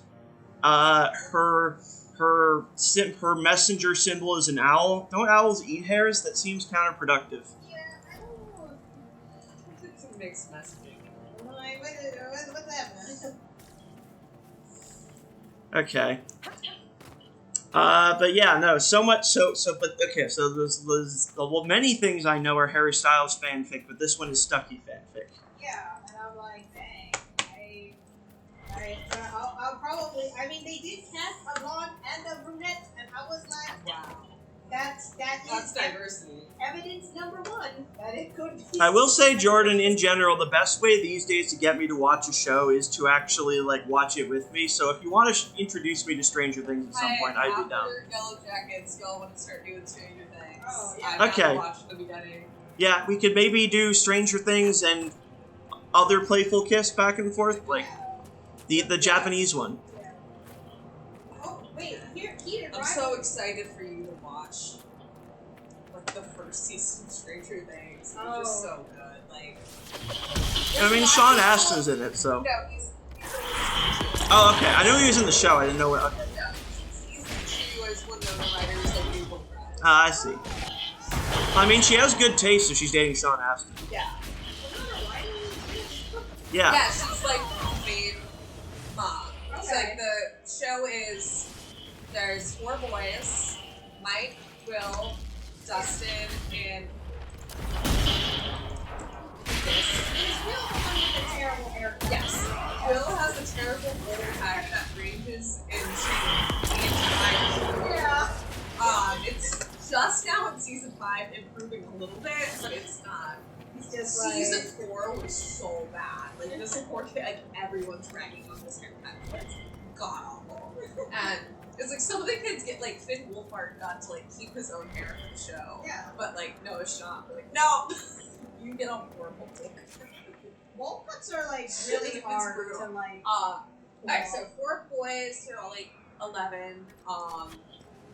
Are best friends. They all play D&D together. One day, their friend Will goes missing, and then we start like trying to figure out what happened. And they meet this girl who doesn't really talk, and then eventually demonstrates that she has psychic abilities. So that's 11. Yeah, that's 11. She has the number 11 tattooed on her wrist. By the way, I do want to say, because this is, I think, very funny, we're about to be finding, well, let's see on the map. Now that the undead has been dealt with at the western ramparts, we should meet with Gaspard's marshal, who's holding Fort Repisan in the name of the usurper. So, we're on our way to tell this guy, oh yeah, by the way, while you guys were holed up here, you lost. Yeah. Because that's again, these are Gaspard's guys who have just been waiting here and they haven't heard news yet. So we're going to have to tell them, oh yeah, you guys lost. Yeah. Eventually these kids like uncover like there's these monsters they're attacking, there's government conspiracies happening. Who is this girl? What's she all about? And how do we find our friend? And like, the show develops from there and they discover this like alternate dimension that's connected to them. Yeah, it just kind of sounds like It meets the X-Files, honestly. Yeah.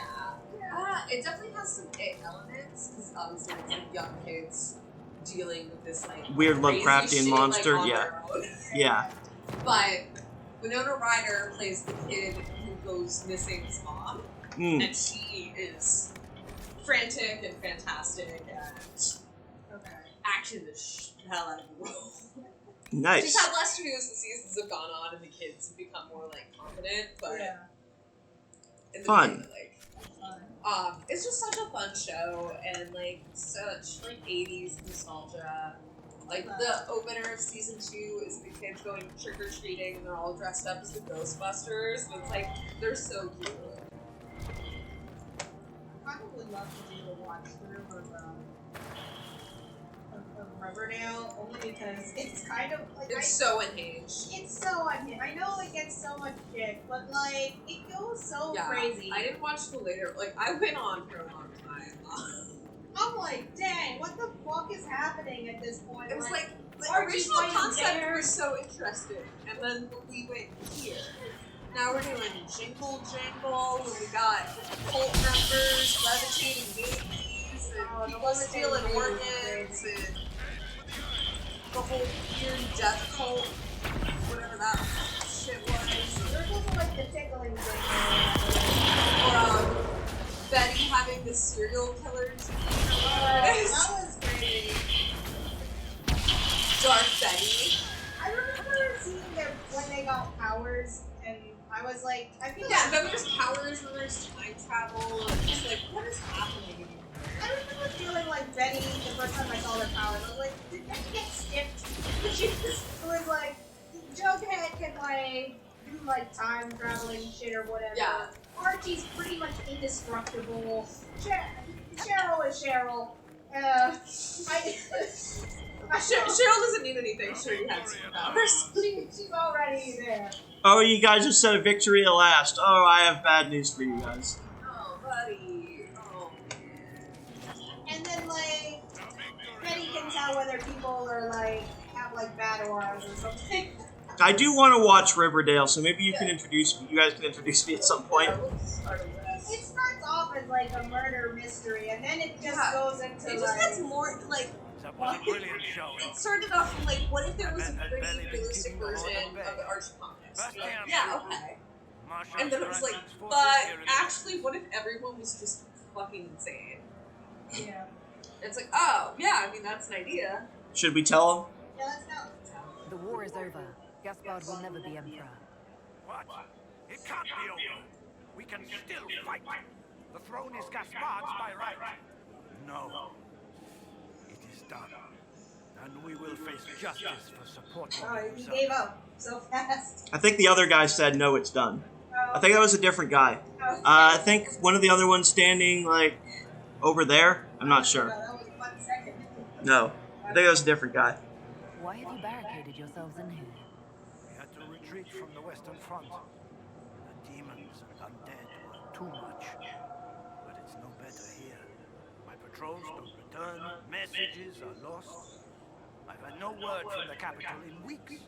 If we could regain our outposts, the ramparts, or even the garrison by the river, we can't just keep hiding. I want to die like a soldier, not cowering under a bed, praying the monsters don't get me. Well, don't worry. We cleared out the stuff at least. You did. Make us breath. There's hope for us if the ramparts have been reclaimed. I mean, maybe not that much Our hope. forces stationed outside the Dales, but the chaos makes it difficult for missives to get through. Demons, those blasted freemen, or whatever they call themselves. The Fade Rifts are gone. Demons should no longer trouble you. With the demons gone, our communication and supply lines will open again. Even with the war lost. I wouldn't count on your supply lines, guys. Oh, okay. Even with the war lost, we prepare and withdraw with dignity. Okay, fair enough. I've heard something of the Freemen of the Dales. What do you know about them? They're a mob of traitors, too soft for war. Thought it was a skirmish or two sent back for supper. Turns out it wasn't. And off they run for the first person to tell them their tantrums are acceptable. Now they want independence. To establish a new settlement. Ridiculous. I shall take my leave. Be well. Glad you're not mad that I told you the bad news.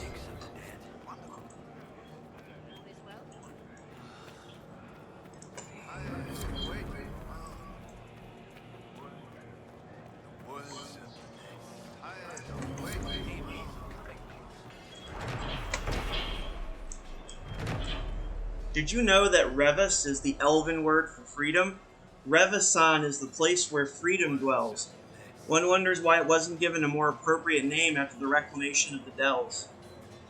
Perhaps the adage remains true. Once one get used to a name, it's hard to change. Well, you know, I would object to that, being trans, but hey. The walls in this place are ancient. I hope it holds. From the log of Marcia Bastien Okay, does anyone know how you pronounce that? Proulx.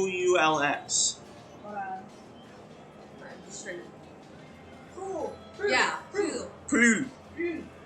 Marcia Bastien Prue, loyal to Grand Duke Gaspard. Okay. French has just too many letters and everything. Yeah, you just don't say anything. Yeah. That's the trick. Perhaps now we'll be able to get word out. Internet. True. Have I many mean, people sugar blue. What you see is all that's left. We were 1,000 strong once. The worst part is not knowing what happened to the men who don't come back. Deserters? Or dead? If they're dead, we've nothing to tell their families. Nothing to send home. Good luck to you.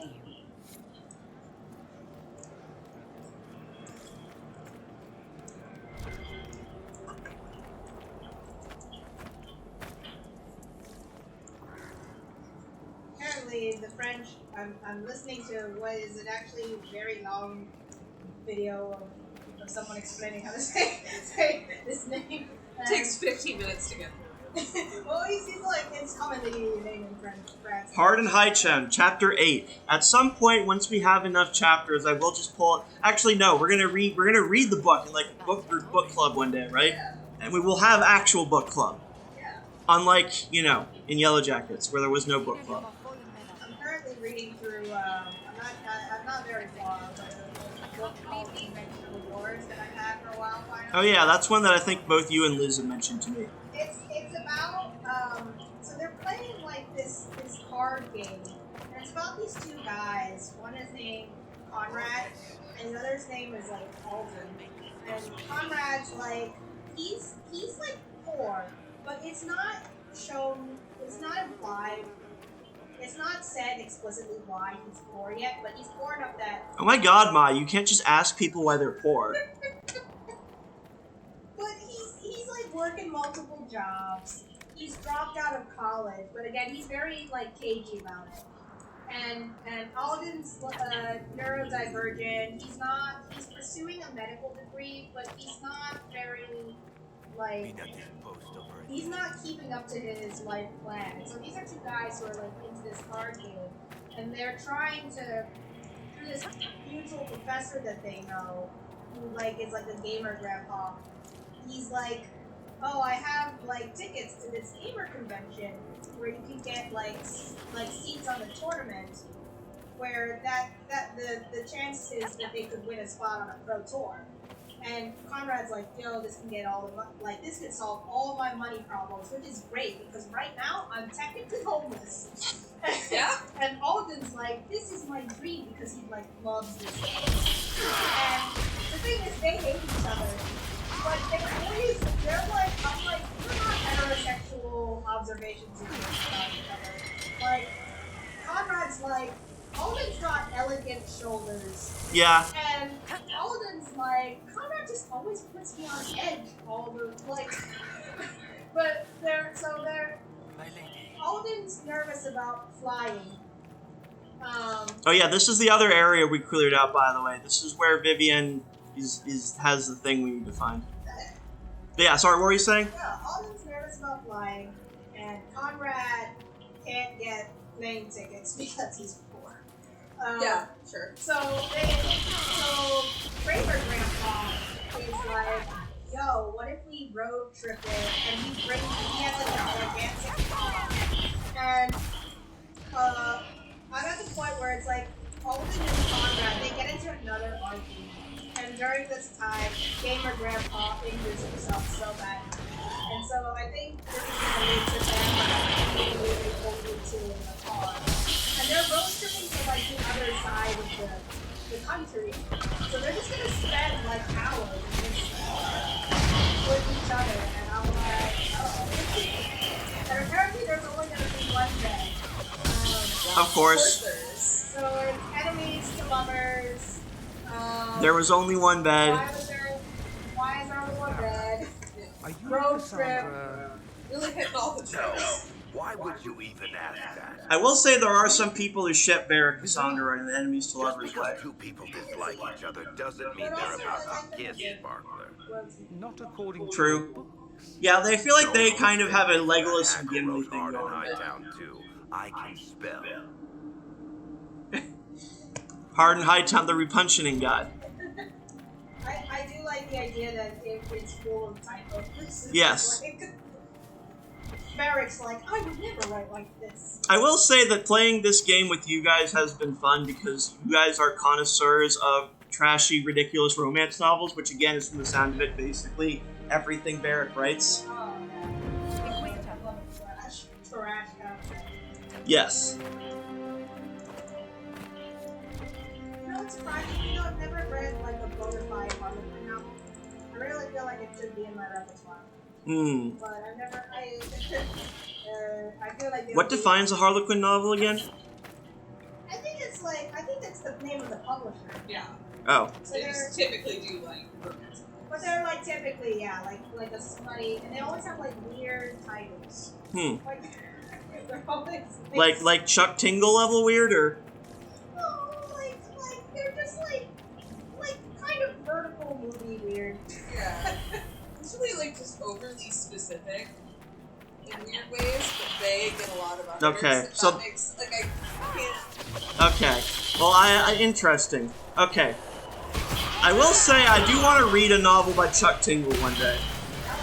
Because Chuck Tingle, just like, everything about his novel seems incredible.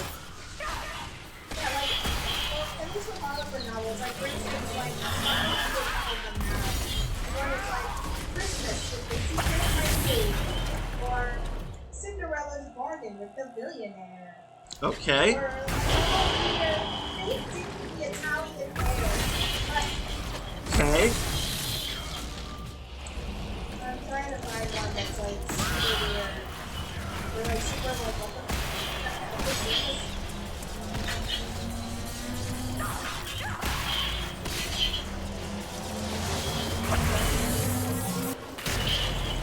what a lot of Italian and I've seen at least 2 Italian titles. Kinda. Like not titles in Italian, titles where specifically It's an Italian guy. He's Italian. Well, I mean, I feel like trashy romance novels written in America always have a European guy, right? Because isn't that like how Fabio became a thing because of like romance novel covers?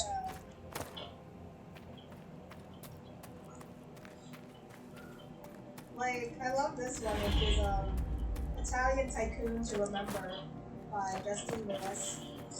And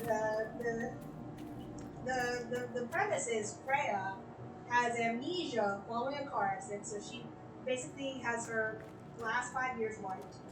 And she doesn't remember that she's what's called a food stylist. I don't know what that is.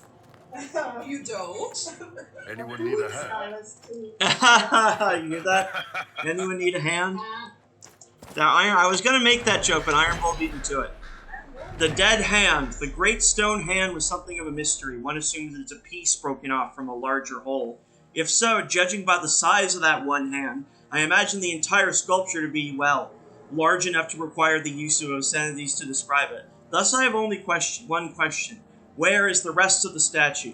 It is difficult to imagine how something so large could go missing. It just walked off without its hand, clearly.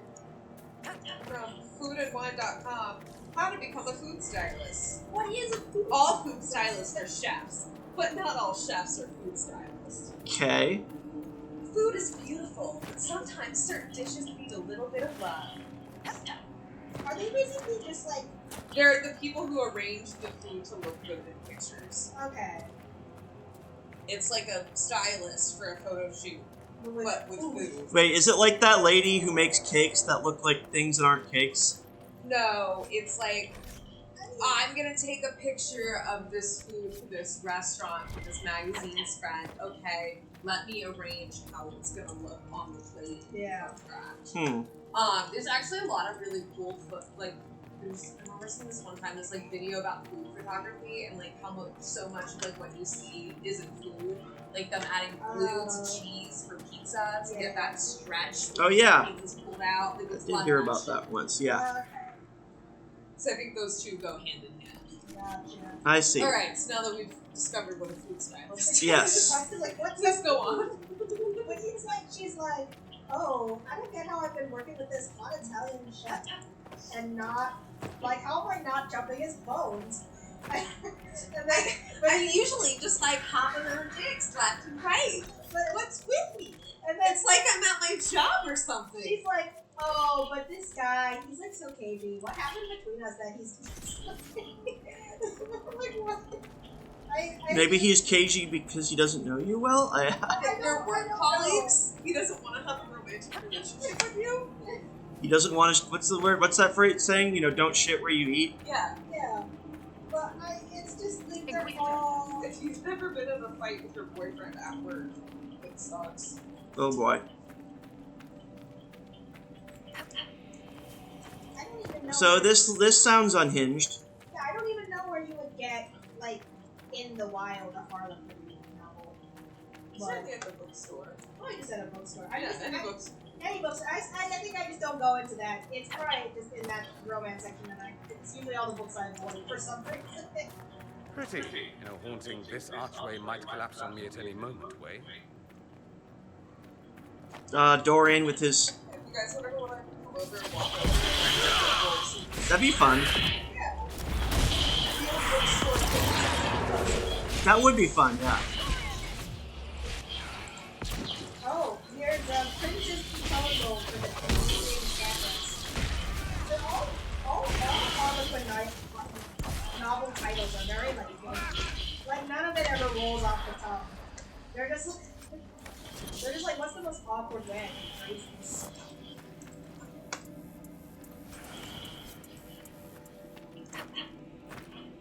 Like a Canadian crown tour is like a crazy thing to say. What? To shield his sister from media attention, Prince Raoul needs to distract the press. What better way than a royal engagement? Sophie is the perfect candidate for his fake fiancé. She's beautiful and caring. Their friendship is completely platonic, and so he thought. Pretending to be in love for a Canadian crown tour should have been easy, but beyond the spotlight, unexpected chemistry sparks between them. Yet Raoul knows he can't inflict his TV-bound existence on Sophia for good, even if he's tempted to trade their views for something more. That's kind of crazy. So there's this author / blogger that I read that I discovered from. She has all of the 50 Shades books with a chapter by chapter read along, where she's just like shitting on these books, not only for like poor writing, poor characterization, poor depiction of what media stuff looks like. Yeah. She's like eviscerating the novels. She's like very witty and funny, and since then I've been obsessed with her. And she mostly writes romance novels, which I don't really read, but I read all of her book recaps and I subscribe to her on Patreon. And the last one she did was the Fourth Wing book. So who is this again? Her name is Jenny Trout. Okay, I think I know of her. Well, yeah. So she has like free ones on her website. So if you're ever bored, and especially if you're in like a work or kind of situation where like, you want to read something, I would suggest going to her website and like reading her old recaps. But I just realized there is a new one. It's apparently the book The Blood of Hercules, which I'm sure. But yeah, she just like reads super shitty books and then just makes them. That's fun.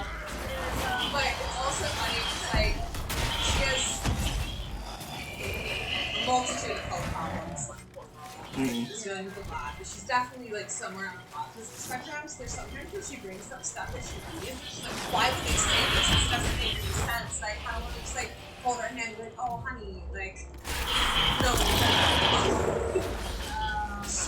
But it's just like she gets very heated about things. It's also just like tearing apart like the writing itself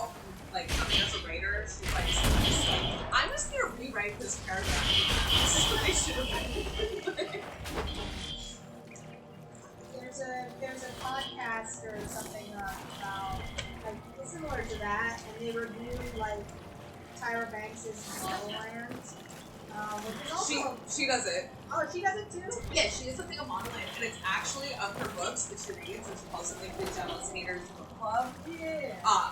That's like one of her favorites. Oh, it's so she's crazy.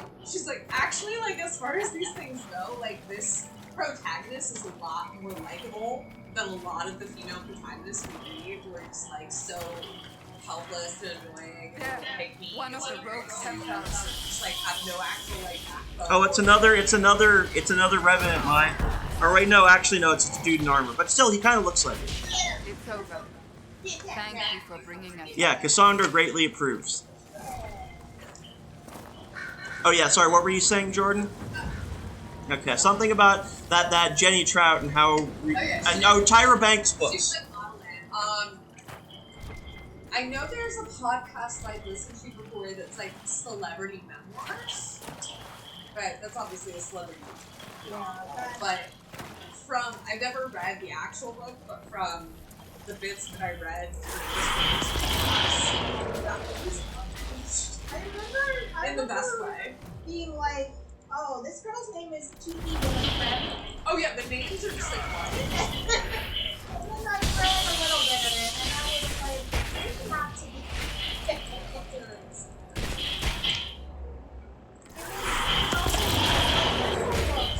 And I would like to revisit having rejected them as a teenager and being like, okay, what's up with this? And reread it through the lens of Yeah, like Twilight is one of those books, but it's only under the condition that I also purchase Midnight Sun or acquire Midnight Sun and read them together. Because apparently Edward is just unhinged. Oh yeah, so she has all of her things like in her thing, and so she tried to do Midnight Sun, and she made 1, 2, 3, like 6 or 7 chapters, and it has like a note that says incomplete due to the book just being so incredibly disturbing.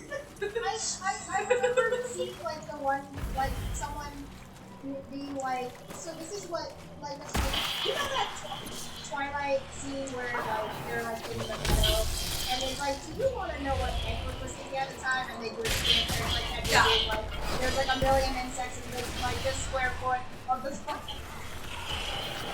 And I'm like, what the?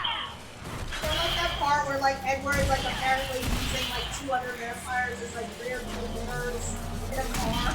I was like, how can he do that? He's a vampire, not a. What is he doing? Wait, he's using what? There was like, I don't know if this is a Twilight thing or a Midnight Sun thing, but like there's apparently a part where Edward is like using like the eyes of like 2 other vampires to like see as if they were like rear mirrors. Like, but I'm like, how can you do that? Like, he's a vampire, not. What is he doing? He has remote viewing powers? Like, how can you do that? Oh yeah, speaking of novels, Maya and I were just having a conversation about how, you know, I've been reading a lot of like literary theory and literary criticism recently, and I discovered This is nice. Wet all the way from my ankle to my other ankle. What were you gonna say there, Bull? Anyway, but no, we were just kind of, it's like interesting. The more I like read about international literary critics and stuff, the more I realize that like to everyone who's not an American, Moby Dick is just not that big, not that big a deal, and not all that critically regarded. Yeah, my everlasting hatred of Moby Dick. Yeah, it's just like the critical criticism. It's just not very good. I remember like graduating from high school and being like, what if I read Moby Dick? Then I read Moby Dick and I made it like through like 8 chapters. Which, to be honest, I think for me, How do you want pretty to impressive.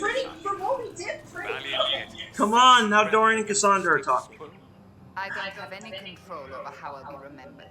Sword raised high, blue scarf dramatically fluttering in the wind, sun rising behind you. Blue scarf. Why would I be wearing such a thing? It's a painting of ghosts. Work with me, it'll be fantastic. I mean, yeah, I think she could rock one. But yeah, though, as far as like novels that I actually hear are just actually good, The one that people keep telling, I keep hearing from he's like, does he ever tells you that Balzac is really good? Oh yeah. You know, like that his novels are like really like character driven and dynamic, and that they tackle a lot of issues and I hear like a lot more well paced and interesting characters and stuff. With certain expectations for Moby Dick, not having known enough about what Moby Dick actually was, and then I was like, oh, that's not how Herman Melville wrote Moby Dick at all, and being greatly disappointed, and then realizing I had so much more of the book to go through, and it was just all really like this. Oh yeah, I did also start rereading Pride and Prejudice recently. It's great. No, it's great. I mean, again, just like there are some classical authors who I feel like really their works really are timeless. They're just still very readable. You know, I was rereading Oedipus Rex for my class. I'm like, wow, this is actually still very readable now. I think there's a lot. Like I think F. Scott Fitzgerald does like good like. Oh, I like Fitzgerald. I really need to read The Beautiful and the Damned. Yeah.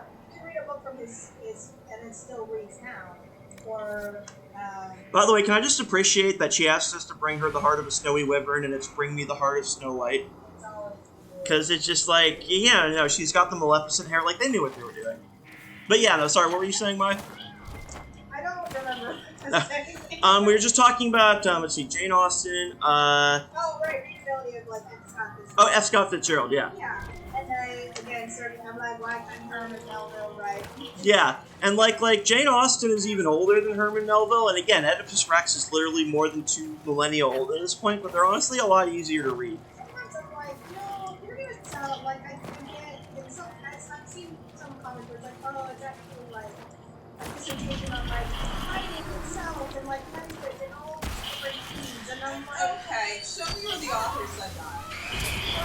I mean, I guess my thing is it honestly might be that, but the thing is there are writers who are good at making stories that are both, like, meta-commentaries on writing and also, like, have interesting characters. yeah, I'm like, I remember reading that one chapter in Moby Dick where it's just like describing the functionality of like the world, and I was like, wait, I didn't think this was part of this. What is this?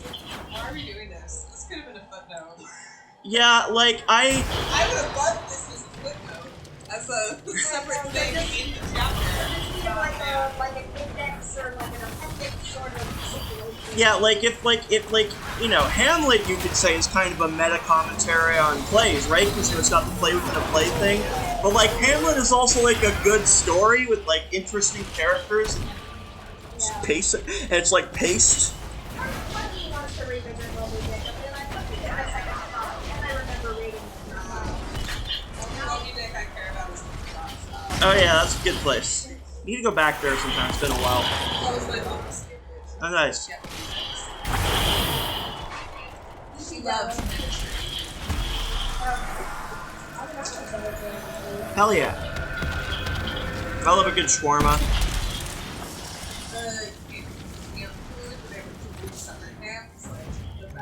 Oh yeah, I bet. Like even as camp food, it was just like Mmm. it's like this amazing bread I've ever Offering to the Dread Wolf. The Dalish believe that Ben-Harel, the Dread Wolf, locked the gods of good and evil away. Only he walked free, although they see him as a betrayer. Elves still erect shrines to Ben-Harel. One imagines they do not revere him so much as they seek to appease him, lest they draw his gaze. Okay, so yeah, like they're erecting it kind of like the edge to keep things out and to kind of appease him. So again, if you see an elven ruin that has like tons of statues of Ben-Harel in front of it, maybe you should go away. Yes. Walk back. Yes, and sorry, what were you saying, Jordan? The food, the bread. You said the bread they had served? Oh, it's really good. Oh, yeah. And the breakfast every day was literally just bread Mmm. and this like chocolatey coffee drink. Ooh. Like a mocha? Yeah, but like not quite. Like I can't describe it. I wouldn't say it's mocha's the closest thing to it, but it was like thicker almost. I don't know. But yeah, you just have like this bread with like butter and jam and then this chocolate coffee drink.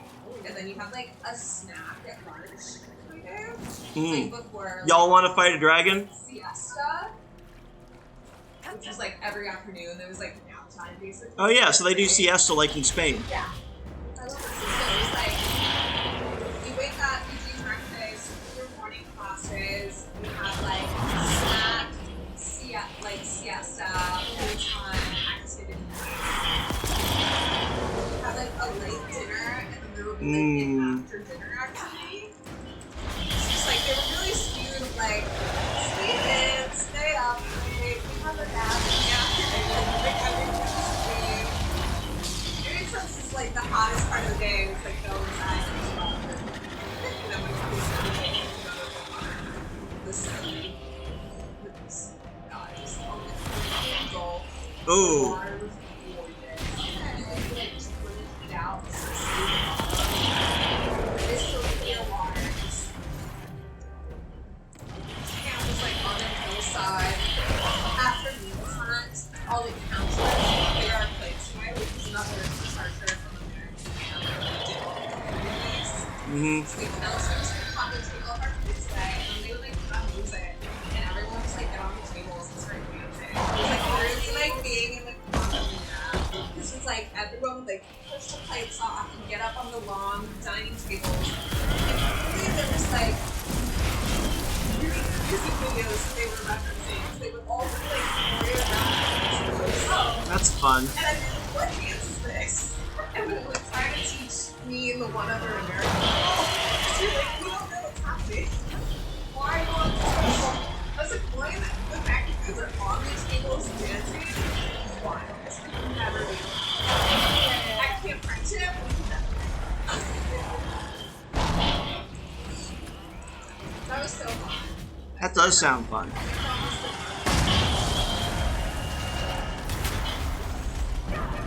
Yeah, it was great. Nice. Oh, you lost some money. Eating bread and stuff. Like, people have bread, like, eating light, fresh food, like fish, lasagna, walking around the cliffside all day, like, up and down. Usually go out and take trips, like, Delphi or Athens. Where is the drag? Where'd you go? Flying, I think, somewhere. Who's dead? Dorian. What do you do? Get yourself together, man. Yeah. Having a beef with Dorian at this point. I'm like, get it together.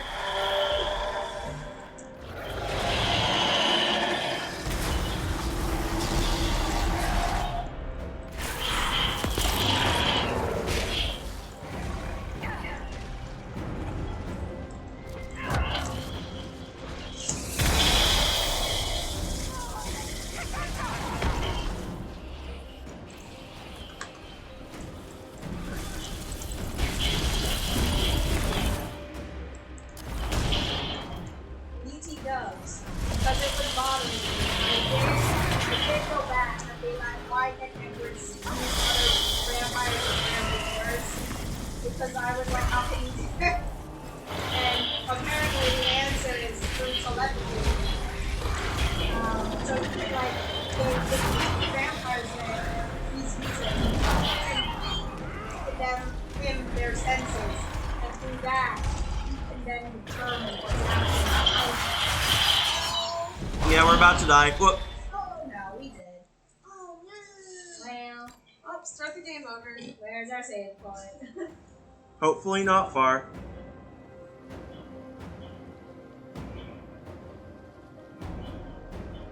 Probably like 20-minute warning. That was kind of one of the reasons why I like the home improvement myself.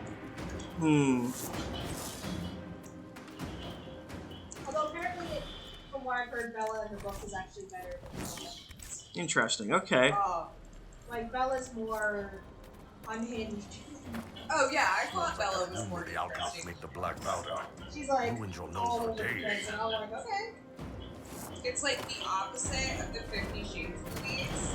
Okay. Because I've only seen clips of the movies, but the books all have the girl's like internal monologue, which is idiotic. It just sucks. My inner guy. Like my inner Oh, yeah. my inner that like, she's like, all of her inner thoughts are like, just shut the fuck up. And the Communist Manifesto line. Yeah, whereas in the movie, you don't hear that, so she's a lot more likable than she used to be. Yeah. I've also seen it pointed out that part of, one writer, I've seen it. Except for the guy talking to her. Yeah. That also, like, part of the thing in the movie is that the movie is written and directed by women who aren't E.L. James and clearly don't have internalized hatred of other women. Yeah. But then the second and third movies are a lot worse because they're written by two men who were both close to E.L. James and was essentially handpicked by her. So a lot of the misogyny comes roaring back. I will say, Jamie Dornan, who plays Kristen Grey, is so much more likable in real life. Like, he's actually so charismatic in real life. I bet, yeah. Like, The thing is that Dakota Johnson is insanely charismatic in real life, but it really does not translate. yeah. I've never seen a movie where I'm like, wow, she's really nailing this. Dakota Johnson also seems more likable in interviews. And the funny thing is, like, before she started doing movies, she was on this TV show, and I remember watching it with my boyfriend at the time and being like, that woman is gorgeous. And then he was like, yeah, she is. And I was like, what the fuck did you just say? And started a fight because I was 19 and that. But I remember her being really good in that, and then like everything else has been like charisma vacuum. But in real life, she's like every interview I've seen of her, she's like insanely charming. Yeah. Unbothered. Like, Yeah, I think that's the thing. Is she's like this rich girl nepo baby who's like, I don't give a shit about any of this, and I kind of love that for her. honestly, She's a vibe. every James Jordan interview I've ever seen of him on like Graham Norton, he's like so crazy charming. He's like, Well, he in what was that? It's like him, Andrew Garfield, is that the two one other guys. Like we're all friends and like live together. And Yeah. there's like a whole group of guys. You have a problem. Oh yeah, we're gonna have a little adventure. But everyone's drinking alone. They're all up their own asses about the Inquisition. I can't have fun with everybody whinging, and they'll fall on their swords before Corypheus can push them. I'm thinking pranks. Set a few up. We're gonna prank people. You win or not? should we do that? Should we? But I'm the Inquisitor. Then You know, Charlie the Cox, Eddie Redmayne, Right, Robert I'll never Pattinson, suspect you. all like Dang, okay. Assholes are only for getting away with bad stuff. saints. They're all Let's do great. something fun. Come on. I'm in. Sure. Let's pray. Lead the way. What, really? Sarah, only slightly. Really? You're saying we I knew you were different. Let's go. Oh, we'll get more approval during this, don't worry. Okay. Now we're Right, General Uptight is gone. Oh, this is Cullen's place. Find something to mess with and give your soldiers a laugh. we're running around and Sarah's just gathering between us. What, the death? Oh, yes. Center of the Empire and all that. What to do, what to do. So what do we do? All right, Sarah. What do you want to do? Thing looks heavy. Don't want to move or break it. I got it. Easy one. Just a slip or something under here. There, won't notice much, but it's just that little bit wonky. Also in control, It's like royally. I tell one of the soldiers and boom, the general seems like people. Oh yeah. Podium, like, Yes. You seem like people. Come on, next one. Cullen comes in and he's like, something's off. God On his damn. desk. Nice. Yeah, my favorite is him calling Kevin. Right. He's like, Kevin, you'll never believe what they did. Have a Little look. lady prissy pants. Hey, that's my girlfriend you're talking about. I mean, she is a little bit. True. She is. We love that about her. She is a little bit of a little prissy pants. Yeah. Listen, we love her prissy pants. Yes. Where she greets every important idiot. Yes. Well, I think so. Are we ready to be sleeping in the doghouse for the next couple days? Because I think pranking, this is gonna get us in the doghouse, but yeah. Well, Sarah, what do you have in mind? Get a bucket. Oh. Very original. Mm-hmm. Classic, yeah? 5 minutes of sloppy boss gets you weeks of happy kitchen staff. Except for the one who cleans it up, I suppose. But whatever. Next stop. She's like, let's just put a little sugar packet under Colin's desk. And she's in the virtuosi. She's like, let's just put a bucket of water on her. Yeah. Yeah. What's that? A lock? No, leave that. Not There's just interested. Leliana here now. Not for just a bit of fun. I was surprised Maybe this Frank and Liliana. feed her messengers something gassy? No, birds don't part. But they flap and... Who is up there? Run. Go!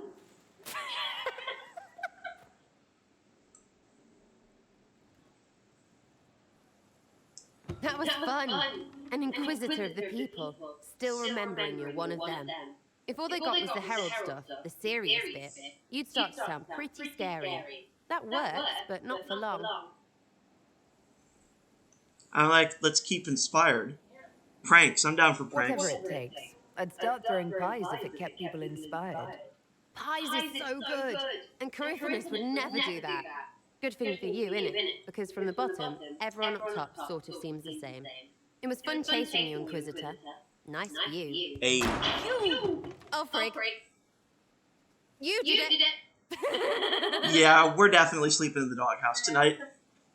No, I will say, us in the big culture, Ava says he has a type of relationship with them. Like, Josie. Oh, yeah. That's pretty good. She pretends to be cross. Yes. Shakes her head disapprovingly, but lets it keep happening. Well, I mean, she kind of did do that. Remember in the poker game, she was like, that story is scandalous. No one should ever hear about it. Please tell it again. Yeah. Oh, we gotta talk to this guy. Obsequious. Obsequious. Oh, he says some other weird words, too, I think. I guess we just gotten that one, too. Worked up a good one, too. Okay. As you are. Inquisitor. I still can't get over that one day when you're like, you're different. What are your credentials to be here? Yes. Like, you're not our normal bartender. Where did you go? Oh, yeah, and now these people are on an adventure. I think we still gotta complete some stuff with them. But, Meanwhile, Colin's stuff is what's happening about this? yes. He's like, my Cullen sense is tingling. Oh yeah, I think after this, we might be able to, let's see. Hey, I Cassandra. trust all is well. Yeah, she seems that you can kind of tell how they greet you, how happy they are about you. As you wish. Yeah, now we're gonna hear the sad part. Tell me about your brother. Anthony. Here we go. Older than I, a dragon hunter, who showed what a Pentagast could truly be. I idolized him. I wanted to hunt dragons as he did, even though our uncle forbade it. Anthony promised to train me in secret. We would hunt together one day, brother and sister, vanquishing the beasts of old. And then he died on me. Oof. What do you want to say? Shouldn't have asked. Yeah. I'm Yeah. sorry. I shouldn't have pried. No, it's fine. A group of apostates wanted dragon blood, and wanted Anthony to get it for them. He refused, and they killed him for it. In front of me. I begged the Chantry to let me become a Templar. Instead, they sent me to the Seekers. It took many years to let go of my drive for vengeance. What do y'all want to say? Like, this one seems like it's like kind of confronting it. Yeah. Y'all good with that? Let's do it. All right. So you blamed all mages for the actions of a few apostates. I Yeah. was young. Magic was frightening. It all seemed pointless. I sometimes wonder how different my life would be if Anthony was still alive. Would I be a dragon hunter? Married to some noble fool, a mother of 3? Yeah, I can't see that one, I Cassandra. take solace in believing the Maker has a plan, but he is not always kind. I'll let you get back to work.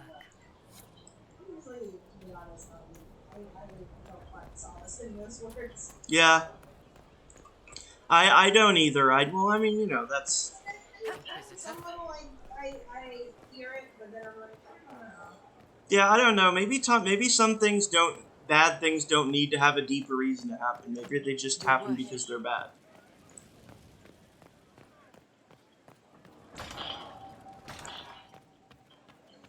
Oh yeah, now let's go send Liliana to cut someone's tongue off because I think she'll be done by now.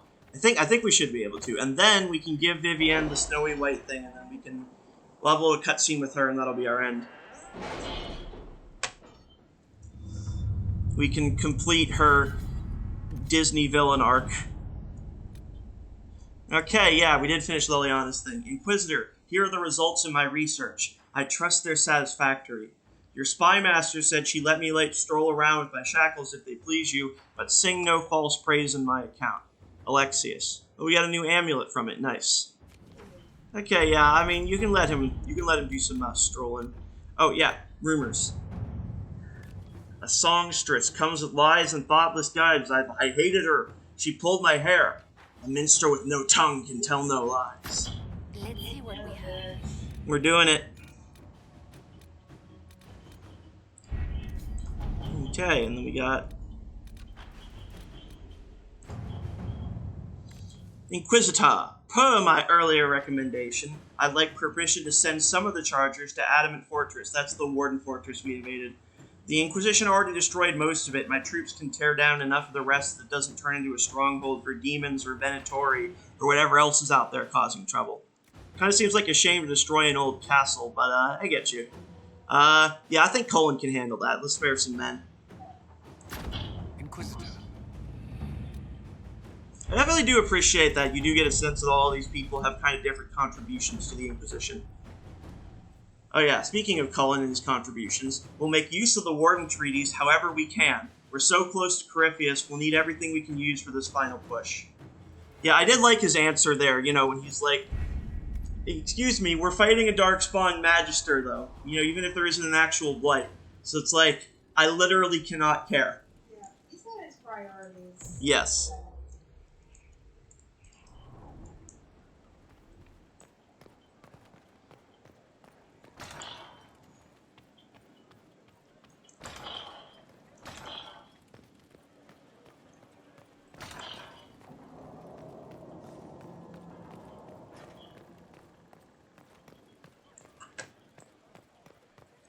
Far be it from me to suggest a training adjustment.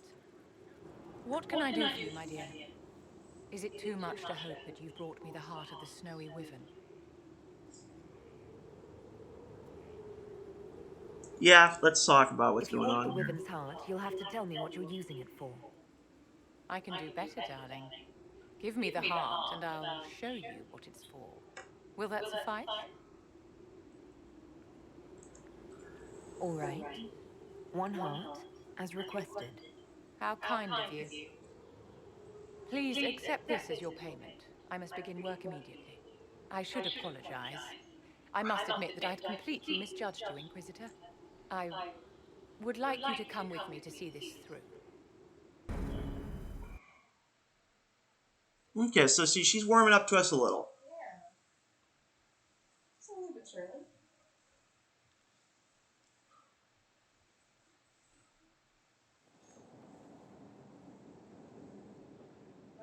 This should only take a moment, Inquisitor.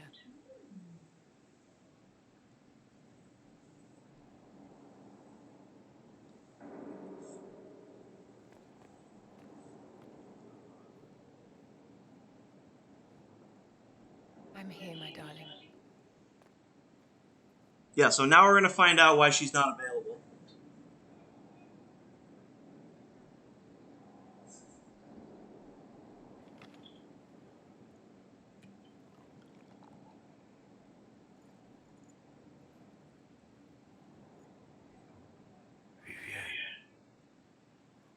Yes, darling. It's good to be alright, my love.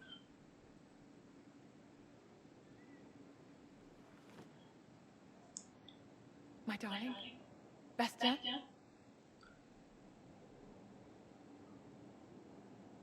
I think I'm so sorry is probably the move, right? Vivienne, I'm sorry. There's nothing here now.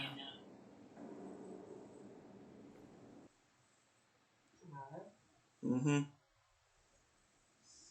That's rough. I will say, during the Winter Palace, there was talk about one of the members of the Councils of Heralds being missing because he was sick. That's that guy. And we can go talk to her about that.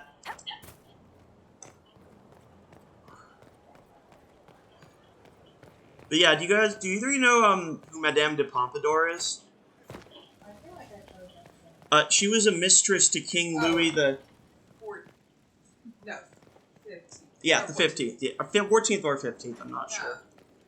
No, 14th was the Sun King, 15th was the dad, and 16th was Rhoda. Okay, yeah. It would have been 15. So essentially you're going to find out Vivienne is kind of a Madame de Pompadour type. Yeah. Like she was like a mistress to us. Mistress who was like set up in court. Yeah. And it was this whole thing where because of court like rules and hierarchies, she wasn't allowed to address Marie Antoinette unless Marie Antoinette spoke to her first. So Marie Antoinette just didn't acknowledge her for like years. Yeah. And But just like refused to like even say hi or like engage in like any conversation. And then eventually it became enough of a thing, and like I think they like asked her if she would just like say hi, and she like made some like I made a comment about the weather at like a ball. It's like the only time recorded that they've spoken. yeah, but I will say that Louis' wife, I believe, he and Madame de Pompadour actually got along fine, because, you know, that's just how the French are. It's like, yeah, you got your wife and your mistress, and that's just be like that. I can hardly believe it was the Winter Send Ball. My first visit to the Imperial Palace. The Circle sent a dozen of us to entertain the nobility. I was in awe of everyone and everything, and then our eyes met. Bastien spent the entire ball at my side. The Dowager tried to have him killed for slighting her, but he didn't care.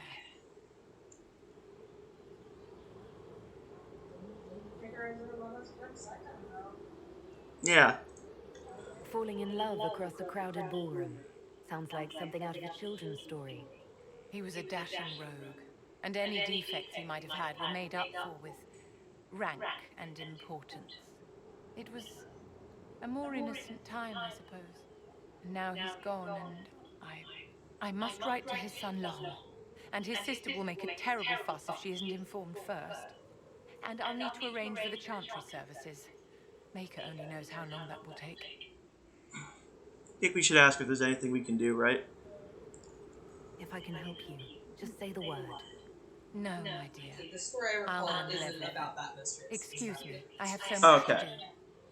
They'd just be having mistresses. I was like, yeah, her name's like Madame de Berry. I guess that was her nickname, and I'm looking it up on another different people. Yeah, and So Vivienne, I will say, Vivienne, if you remember, the nickname she had when we first met her is Madame de Fer. So that's an homage to, like, those mistresses. Madame Vivienne. Whatever would you like to know? I do want to ask her a little about Duke Bastien, and then I'll save. Why don't you tell me more about your Duke? Yeah, here we're going to learn a little bit more about her. Was the leader of the Council of Heralds. The only person who could bring that rabble into line. He could charm a bird out of its feathers, and frequently did. I remember once, he broke up a fight between Prosper de Montfort and the Dowager with a joke and a glass of wine. Oh, Bastien. I'm sorry, my dear. I don't think I can discuss this. Ah, yes, okay. I will say, you know, we'll probably talk through more about this later, but I do remember her saying basically that, yeah, just kind of like with the Madame de Pompadour situation, that she and Duke Bastien's wife were, you know, they were friends. They weren't bothered by each other at all. Women can be friends. Yeah. Even if you're both fucking the same guy. Yeah. Even if, I think the term is even if she's your metamor, I think is what they say in, like, polyamorous circles. Okay. That's essentially what? The story of Gossip Girl or